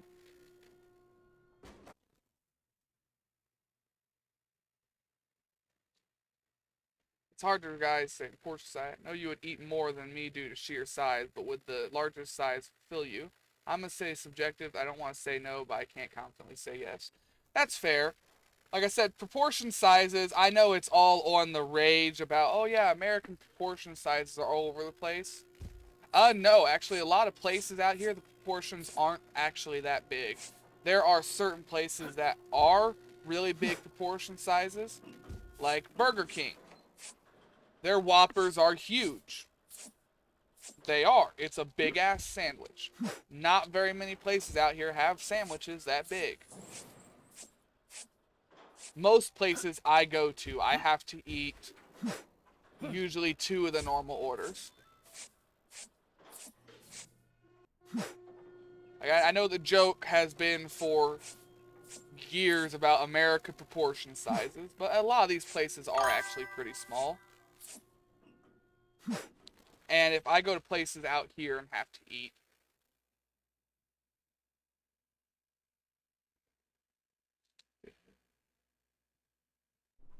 well, you know what? I respect that. I respect that greatly.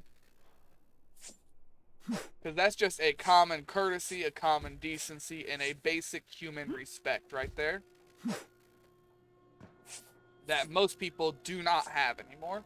They would rather just fling insults and threats across the internet because it's on the internet and they know they can't get in trouble for it. So I give you nothing but respect for that.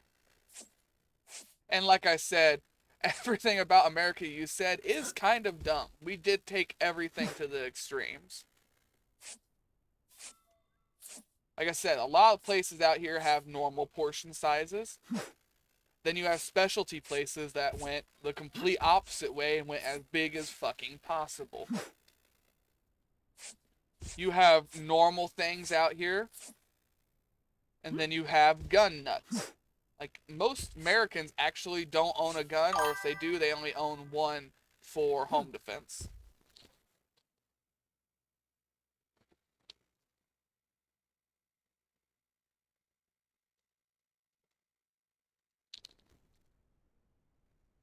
But then you've got, like I said, you've got gun nuts. Sorry, I was reading that. That's why I went quiet. But for the most part, you can probably knock on 10 or 12 different doors, and most of them either won't have a gun or they'll only have one for home defense. But then you've got the gun nuts that own 20 or 30 guns. And that brings up our total firearms per person rate.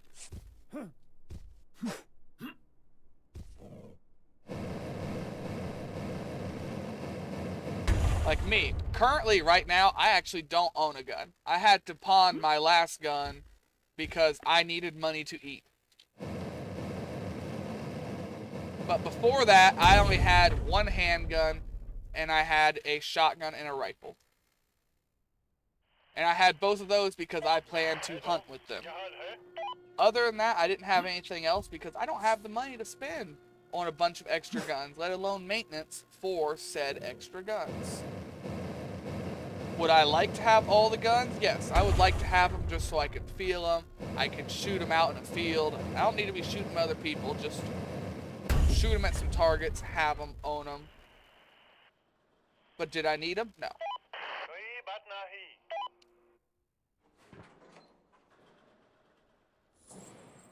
When it comes to out-of-states things, trying to think here.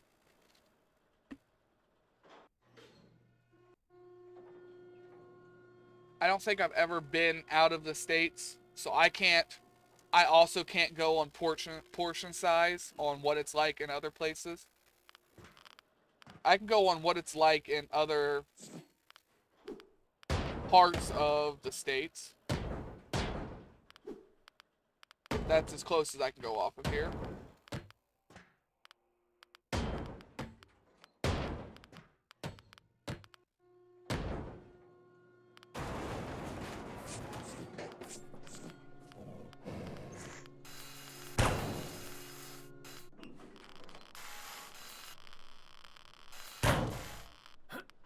I've got to get this thing out of here.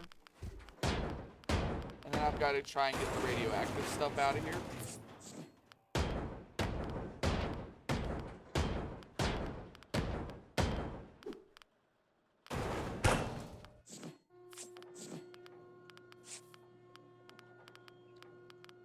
I found some free explosives. Alright.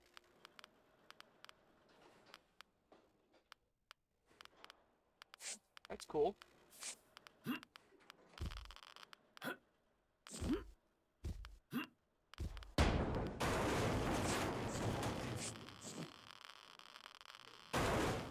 That radiation's getting on my nerves. I need to hurry up and get this out of here.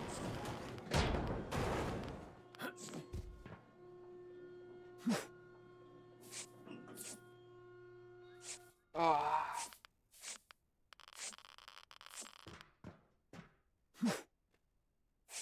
Just trying to finish this up here. मैं जल्द ही वहां आऊंगा. So we're gonna pull that out, and I think it's right here, under that floor that I've got to get.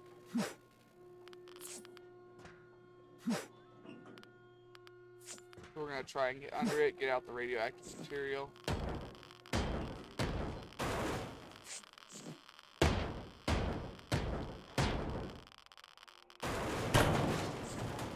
Yeah, there it is. ये Barrel of आपके पास toxic कोई waste. जहाज है? I'm gonna go ahead and try and move the truck a bit closer here.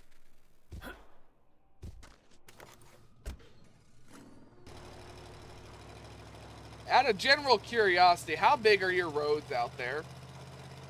Because I do know that European vehicles are smaller, and I do drive a large truck. Like, just actually genuine curiosity there. And I do use my truck to haul big and heavy things. I do have a reason for having a truck that big.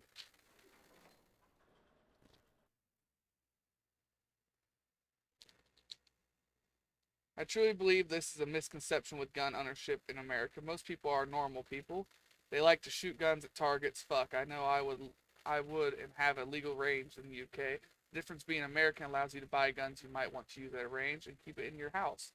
And all you need is a little dollar store padlock to keep the gun in its safe location. All assumptions only. Yeah. I have a Discord. Yes, I have my it's on my Twitch and my YouTube channel. And I'm gonna be real with you, dude. You don't need a dollar store padlock or a safe. You can just buy a gun. Like, America is very, very free with buying the guns. I don't have to say I'm gonna put it in a safe or anything.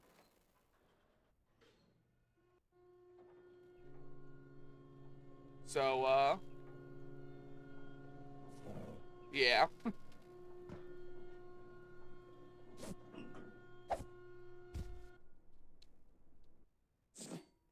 Okay, we've got the radioactive material out of here. Well, no, we know why the world laughs at us. But then you've got to look at the other funny stuff. Anytime something happens in the global community, the world wants America to be the global police. Why is that? Like, actually think about that for a minute. Every time a conflict goes on anywhere, everyone goes crying to the US about it.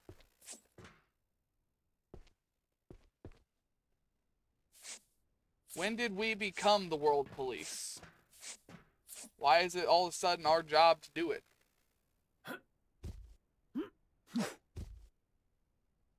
Did the Discord thing not pop? Alright, well, let me figure that out then.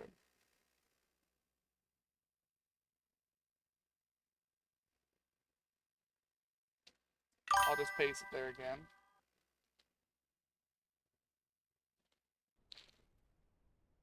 At this stage, yes. But what about in World War I and World War II? Same thing?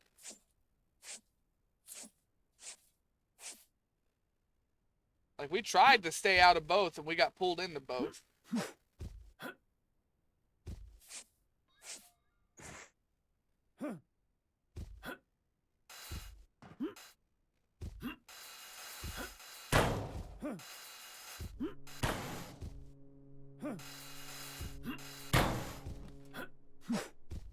Well, I didn't mean to throw that box.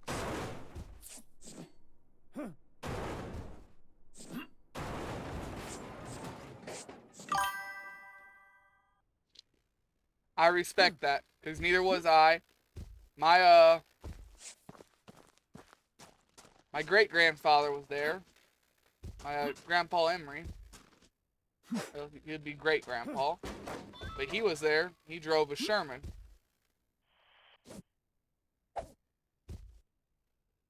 But, all I know from that is what he said during his years that he was alive. And he didn't have very positive things to say about the war at all.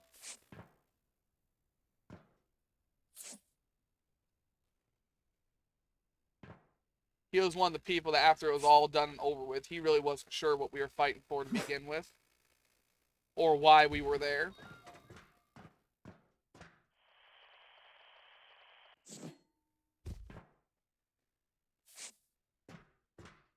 So I can't speak on it much either. So that is a good rebuttal. Neither one of us were there physically, so we can't mention or speak on it. And that is the most honest way you could put it.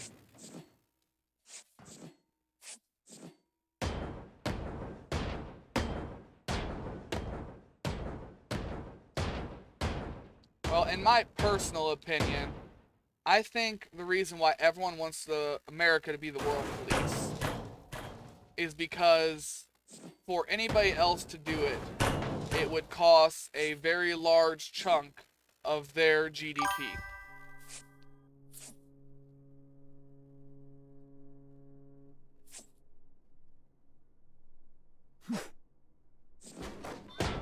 Yeah.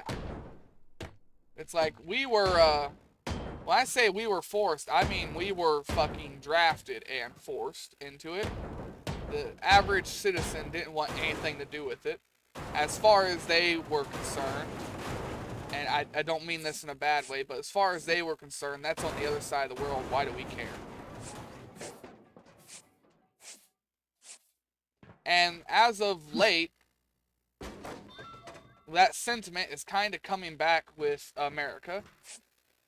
We keep putting our head into every other country's business everywhere around the world lately. And the average American citizen is tired of footing the bill for it.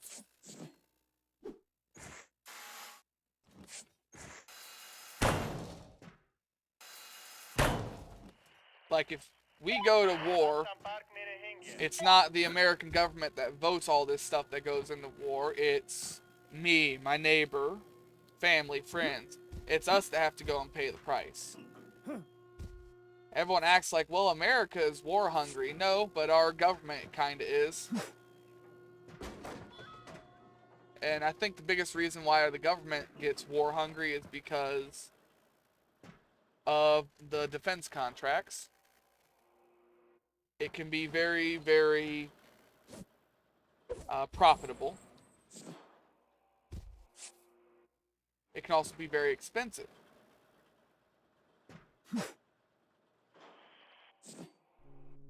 But the fact that there's a chance for it to be profitable at all is already stupid.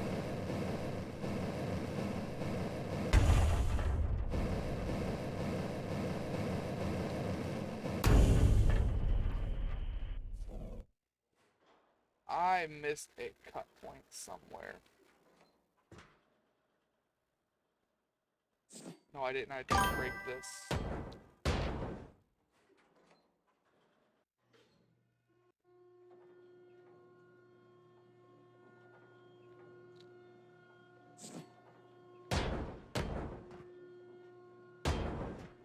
I mean,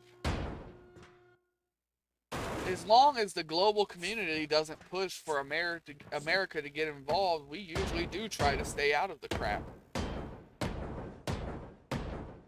And like I said, though, we get pushed into being involved by most of NATO. Like, you gotta remember, just recently, America tried to leave NATO. Because if we left NATO, we would have no reason to get involved at all. We get forced to be involved with anything because most of the world is in NATO.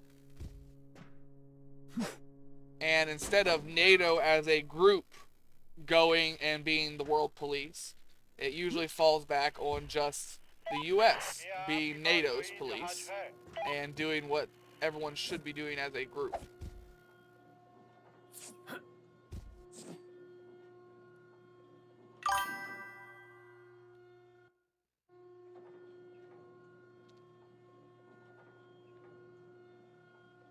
Like, I'm not gonna say we're a smart country with this stuff, but I like to think I've got a little bit of knowledge on things here and there. Am I the most educated on everything? No, so I usually try to stay out of it. But like I said, we end up being dragged into everything, and it gets ridiculous expensive and shouldn't really be anything to do with us at all.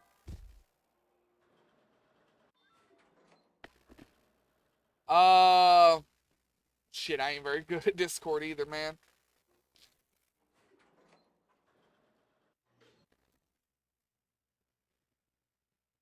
Let me open up Discord again.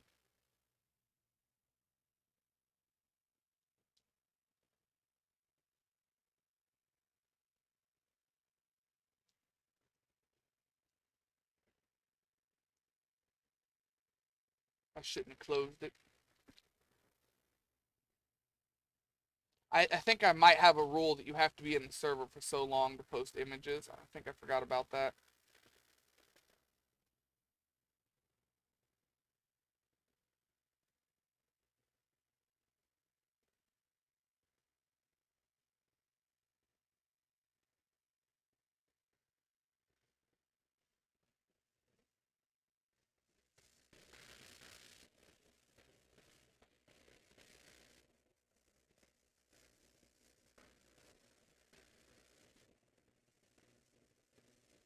Yeah, I think I've got a rule that you have to be in the server for so long to send a direct message. Alright, Alright,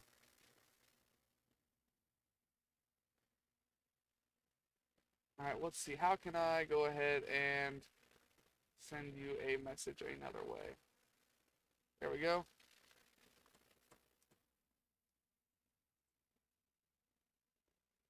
There's just a direct message. That would let you send it there. Like I said, it's not a channel thing. I think you have to be... Well, I have that server set up with rules because the first day I had it open, some guy joined in, was there for 10 minutes, spammed a bunch of racial slurs and unsolicited images, And now I made it to where you can't post any images until you've been in the chat for, I think it's a week. Basically, I want you to be in the server for a while before you're allowed to start posting links and images, or else I get a bunch of spam that is not very friendly.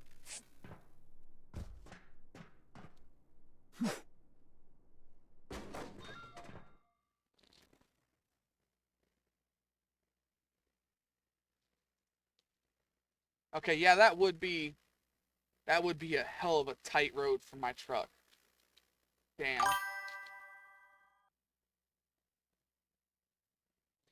Yeah, I tried to have things unrestricted for the first day, and like I said, it did not work at all.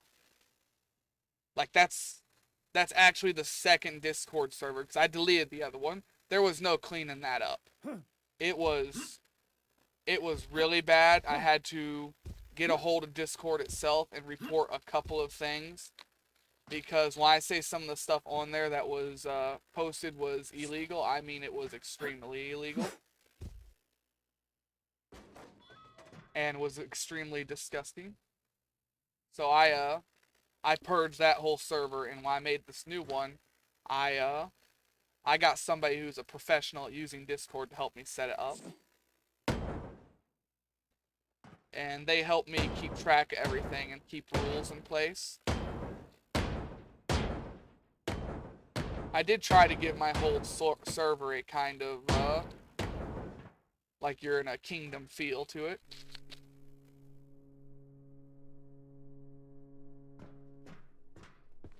Well, I can say for sure getting my truck up and down that road would be a little difficult. I think I would be either off the road on both sides or hugging the edge of the road on both sides.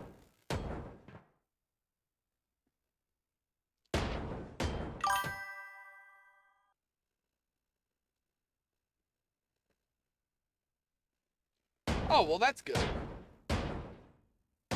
We actually have a lot of roads like that here in the US too. Like, we've got our big super highways, but when you get out to smaller roads, there are quite a few places where you do have to let somebody else pass by you. Unfortunately, being a decent person is getting harder and harder to find here in the US. Most people are just kind of insane out here anymore. And I do mean quite literally insane.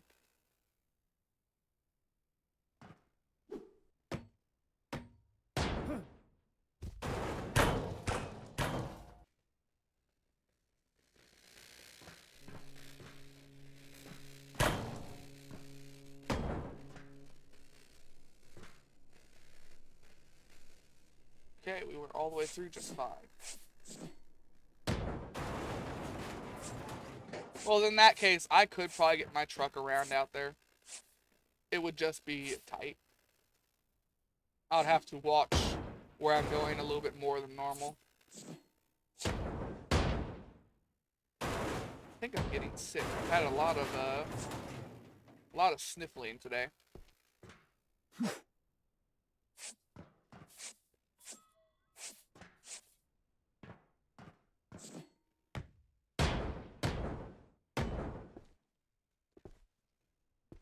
But yeah, I think I could probably do it. It'd just be, like I said, a little tight.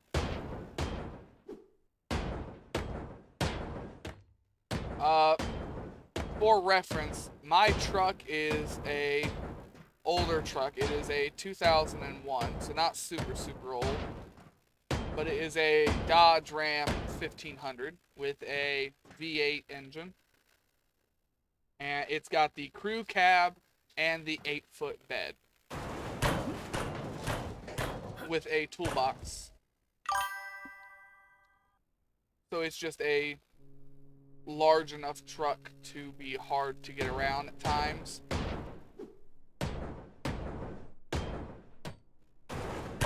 Like, I have some country roads here where I'm tight getting around.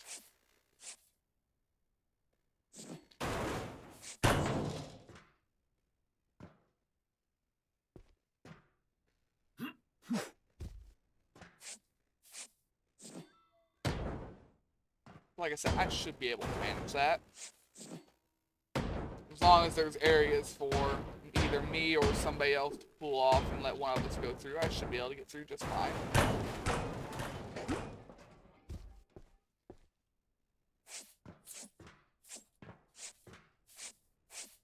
I know that I've used Google Maps and stuff to look around the roads in the UK, and I've come to the realization that out there, I don't think I would be able to get my truck really anywhere. Roads are so tight there that I don't think I could do much. I wouldn't have the steering angle to do anything there. Because that truck does not steer very well.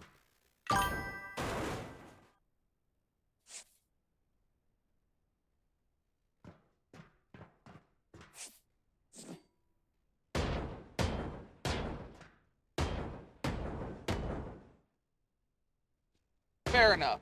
I didn't have that truck just for it to be big, by the way.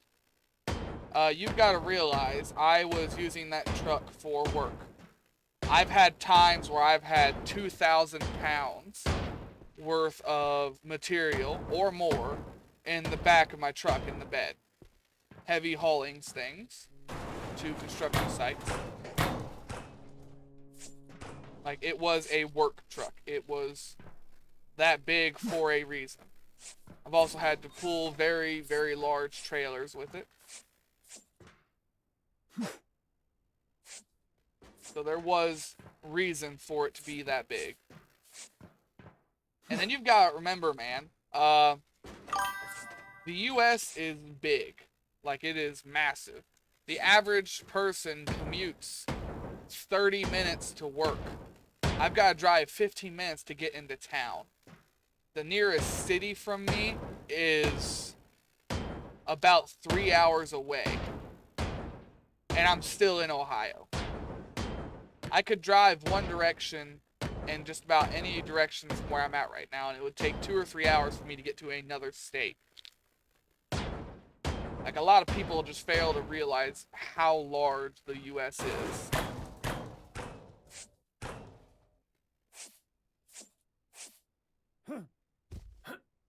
I've noticed that multiple times with multiple people in other places. They really don't understand how large it is.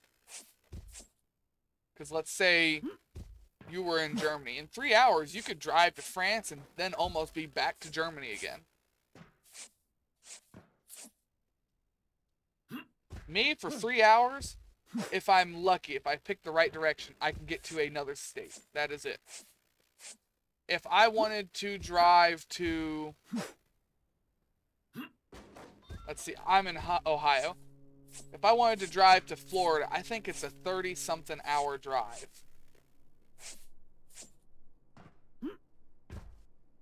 And people do that because it's cheaper than flying still.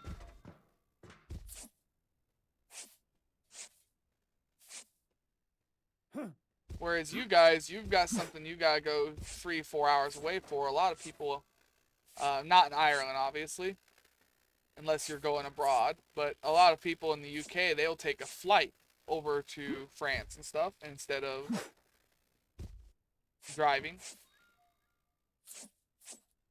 It's a different perspective. Like, I've had jobs where to get to work,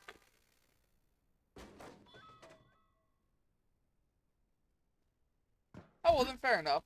Yeah, no, if you were in New Zealand, New Zealand's fairly large. So that does help with perspective.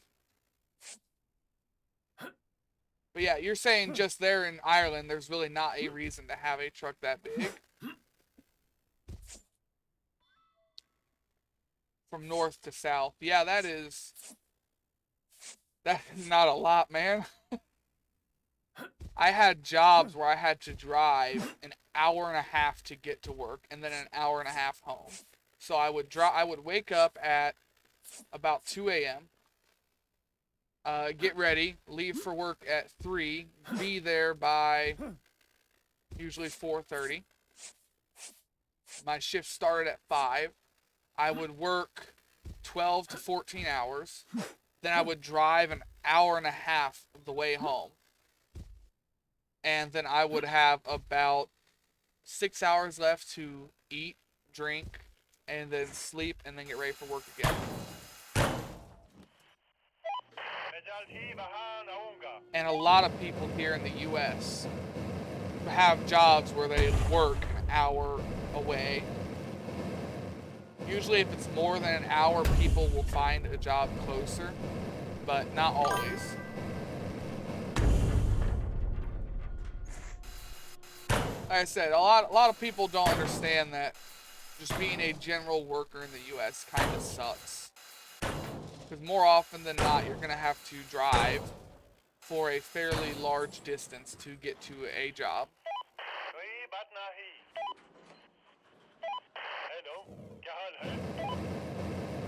It's one of the other reasons why I'm trying to make this a job. Do you know how much money I would save on gas if I only had to go into town when I need groceries? Like I said, just to get to the supermarket from me is, I say 15 minutes, but it's closer to 20. And that just gets me to the closest supermarket. That is the closest place that I can get groceries, period.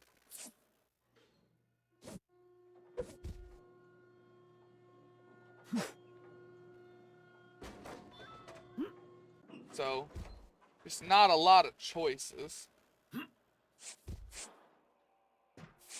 Now, you live in big cities, and you might be able to do something different.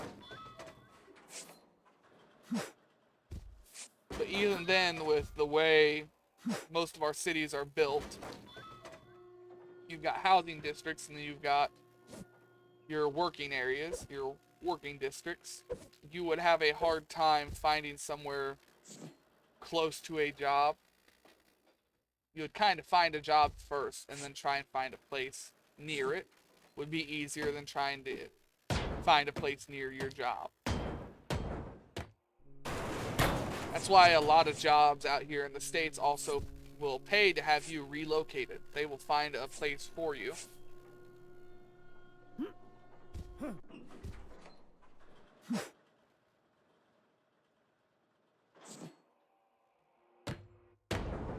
We are finally almost done with this sub. It took 2 hours.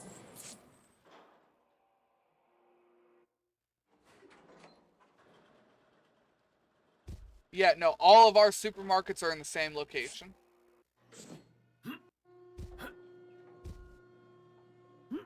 Wait, nope. There's one other supermarket on the other side of town. It is actually closer. It is only about 10 minutes away.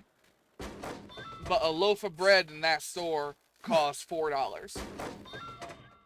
Whereas I can go to the big store and a loaf of bread is $1 or $1.25.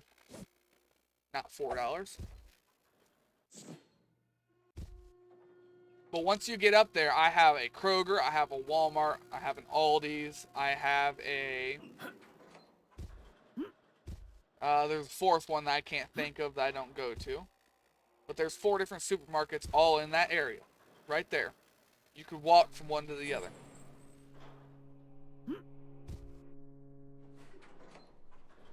But that's it.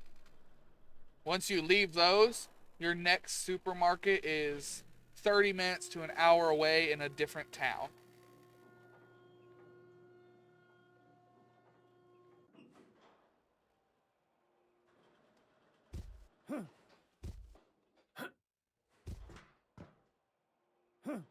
I gotta sneeze.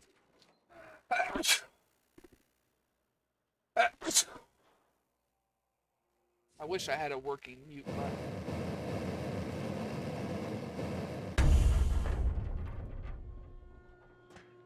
We're kind of waiting on the crane to get these out of here so I can break the floor.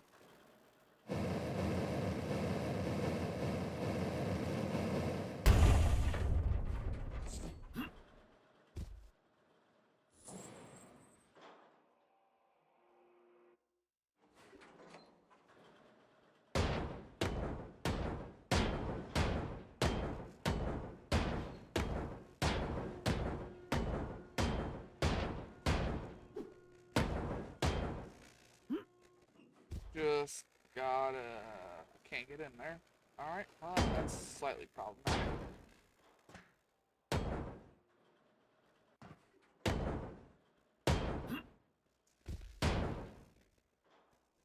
Oh, the crane's coming for the last piece anyways, so it don't matter. We'll get to it in a second. Alright, come back over here to this side. Pop these panels out. Once again, can't get in there.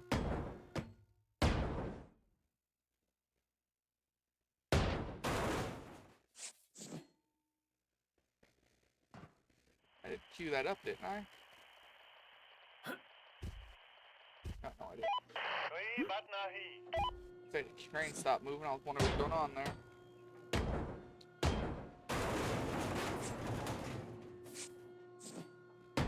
Yeah. I just don't think a lot of people, when they do talk about the U.S., want to take anything into perspective. Like I said, I know we are downright crazy with some things. We have people that are obsessed with guns.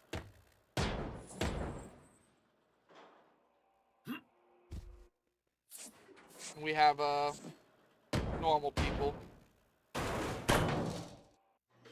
But you have people that are weird everywhere you go. They don't speak for the majority. But since the U.S. is such a large area and has such a large amount of people, those few people end up messing with global statistics, like firearms per household or per capita.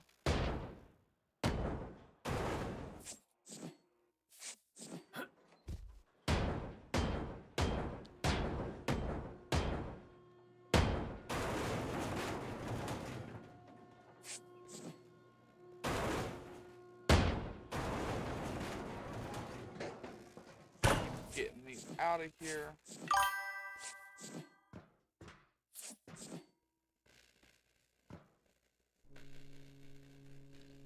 No, they don't. Anymore, people just don't care. It's like, alright, whatever, you do you. And then they give up. Why waste your effort and breath trying to talk to somebody else that's going to deny anything you say?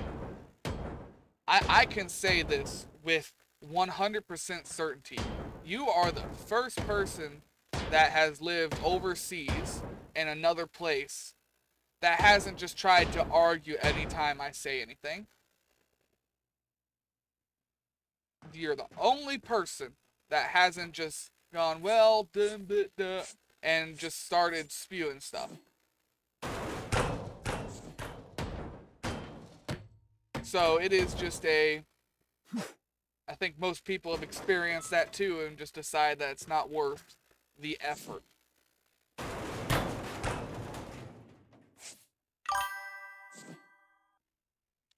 I have no idea. I don't. It just seems like a lot of countries hate the U.S. without understanding the U.S. And they don't want to take... I say countries lightly. A lot of other countries' citizens. And they don't want to take any of the time or effort to do any research, or talk to anybody. What they've heard is law. And if it's not, then you're wrong. I don't know why it's like that. It just is. I think it's just widespread prejudice.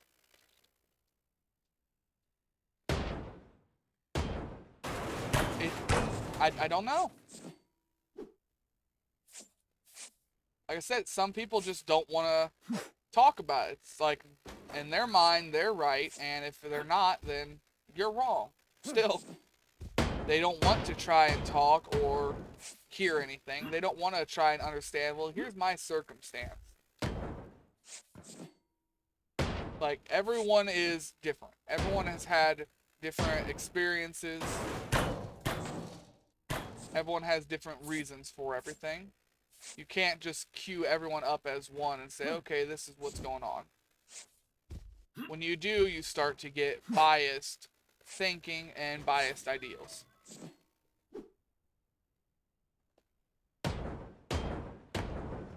and it just leads to widespread misconception. Like everyone around the globe that believes that everybody in the U.S. is obese, or that all of our portion sizes are massive, or that what's the most common one? The Americans aren't well traveled. They don't know the rest of the world. When I can drive 40 hours in one direction and still not hit a coastline, that means I've got more other pressing things to try and learn about than the rest of the world. Sorry.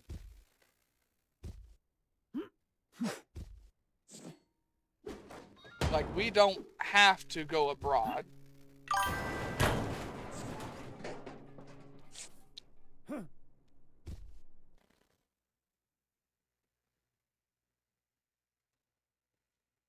If you were to come out with something like Donald Trump was Jesus Christ back in the day, then we could have a conversation. But now you're not trying to say anything personal. You have a legit argument when it comes to owning heaps of guns. Yes. Like, a lot of us don't own that many guns, but the few that do usually own way too many guns. A lot of us own farmland and have to deal with things like coyotes. They do need to have multiple guns on hand. They always need to be ready. That's not a lot of America, though. That there is, you have the normal people and then you have the irrational people. You have people that have a valid reason for something, then you have people that don't. Yes. Most normal people are not going to be able to understand that, hey, look, you just moved into this town. Your job is now 45 minutes away. You're going to go there and you're going to work between 8 to 12 hours. The usual for a normal job in America is you usually end up working 10. That is the standard. And you're going to do that 7 days a week. And every time you want a vacation, you're going to have to fight for it because they're going to deny it. Most people won't be able to do that. They won't be able to comprehend it. I've done a few looking at labor laws and jobs in other countries, and it makes me realize just how bad they are here in the U.S. It's not, this country's not fit for other people to just move here and start working. It would be, I want to say culture shock, but it's not even just the culture shock. Most people wouldn't be able to understand that you have no time for yourself. To be in America, if you aren't rich, it's usually you live to work, not work to live. Like, you don't have a life. Your life is in your job. Like I said, I was working 12 to 16 hours every day, 7 days a week, and I went 3 months without a vacation.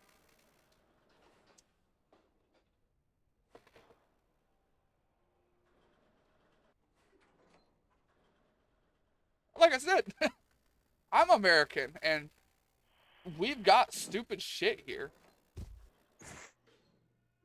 Like, there is no reason for some of this crap to happen.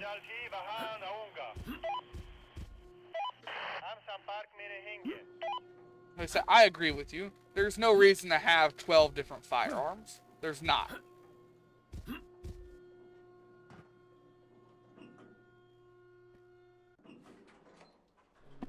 And a lot of our people out here in America are downright ignorant. Like, we do not have a very high education level. But there's a reason behind that. Most people drop out to find a job because you need to get income and you need to get moving as fast as you can because everything here is expensive.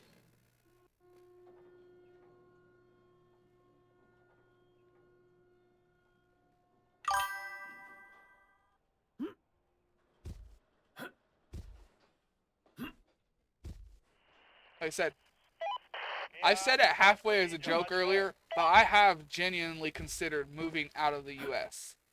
I would have to take some things that are just normal here, and I'd have to throw them out the window because they're not normal in other countries.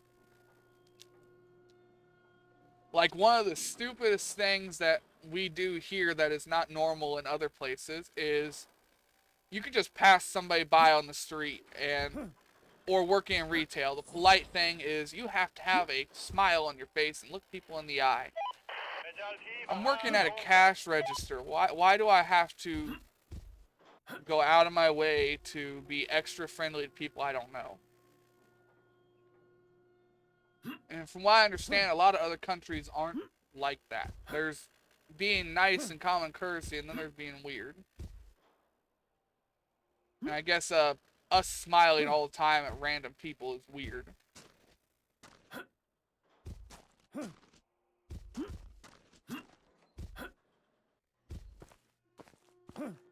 This submarine took forever.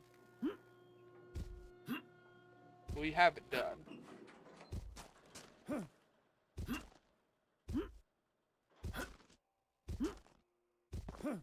I've always tried to be one of the more understanding people.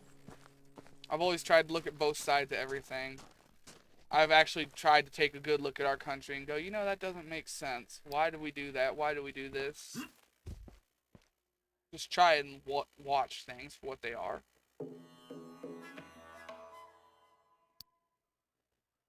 Alright, first, Mr. Cookies.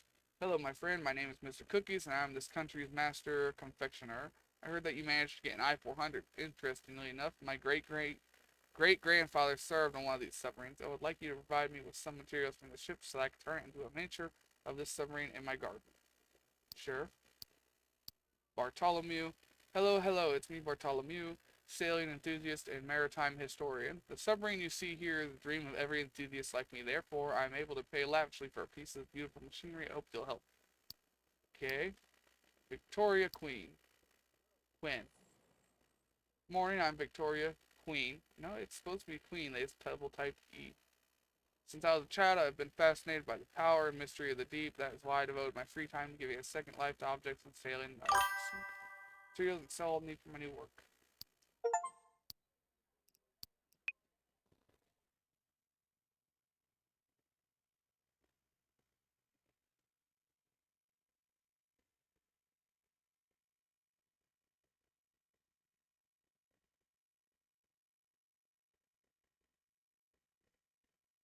That's nice.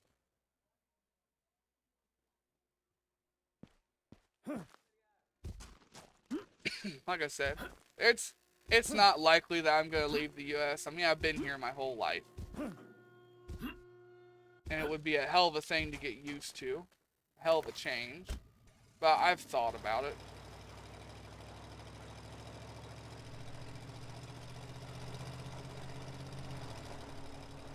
Just like my car thought it wanted to be a, not my car, my truck thought it wanted to be a bird there for a minute.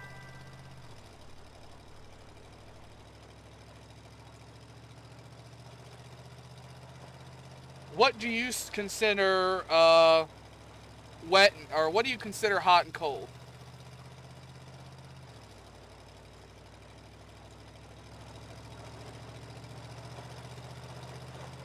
I can pull up a calculator and I can convert it to Fahrenheit. Auto sort.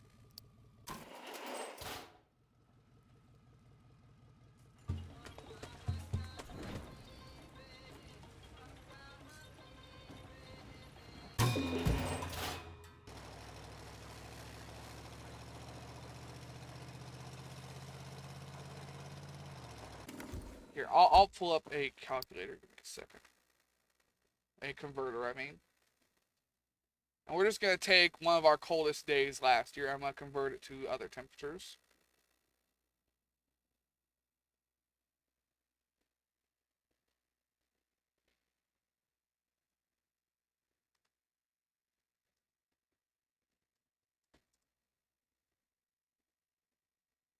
So last year, one of our coldest days was minus 26 Celsius. I had to go to work in that. And I worked in a factory that had no heating or cooling.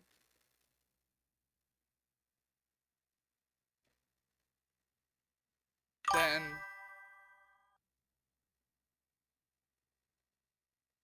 mid-Canada. Well, I'm saying I can deal with cold, is what I'm saying. I can go very, very low. Hot is what gets me sometimes.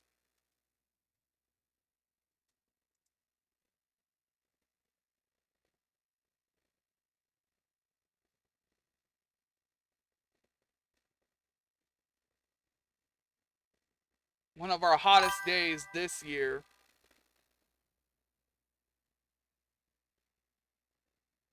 Uh, hey, that's actually not true.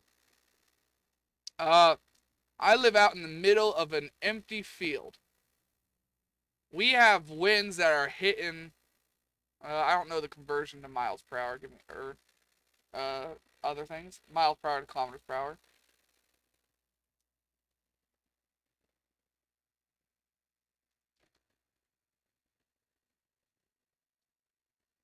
So we had winds with our last storm here.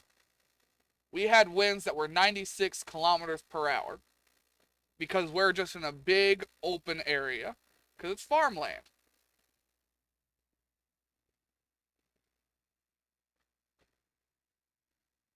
So we had anywhere between 60 and 90 kilometer per hour wind with minus 15 or minus 26 Celsius snow.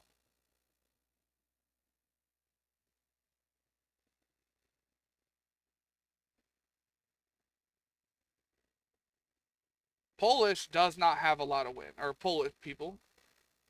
As far as I know, Poland would not have a lot of wind. It's inland.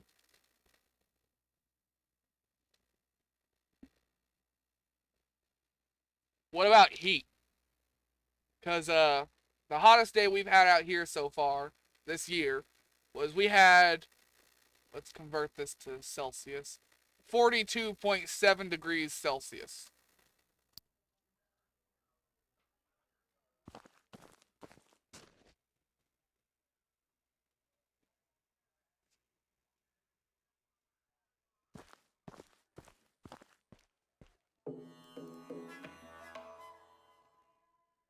We scrapped it already, so we can get rid of that.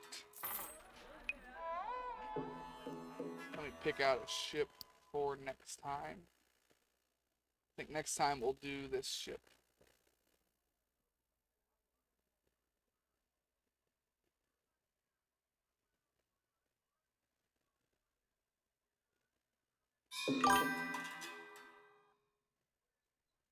Oh, that's great. That is not bad at all.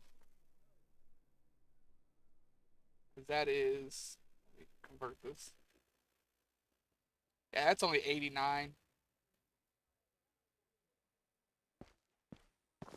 And that was your hottest, so.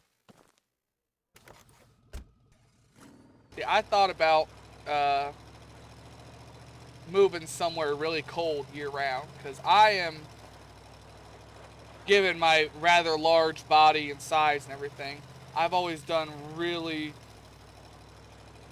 Ooh, your walls are concrete. I mean, they'll stay cold. But I've always done really, really well with cold. So here's the ship we'll be doing next time. Smaller than the submarine, obviously. That submarine was huge. But it's still a full ship. It's a little cargo ship.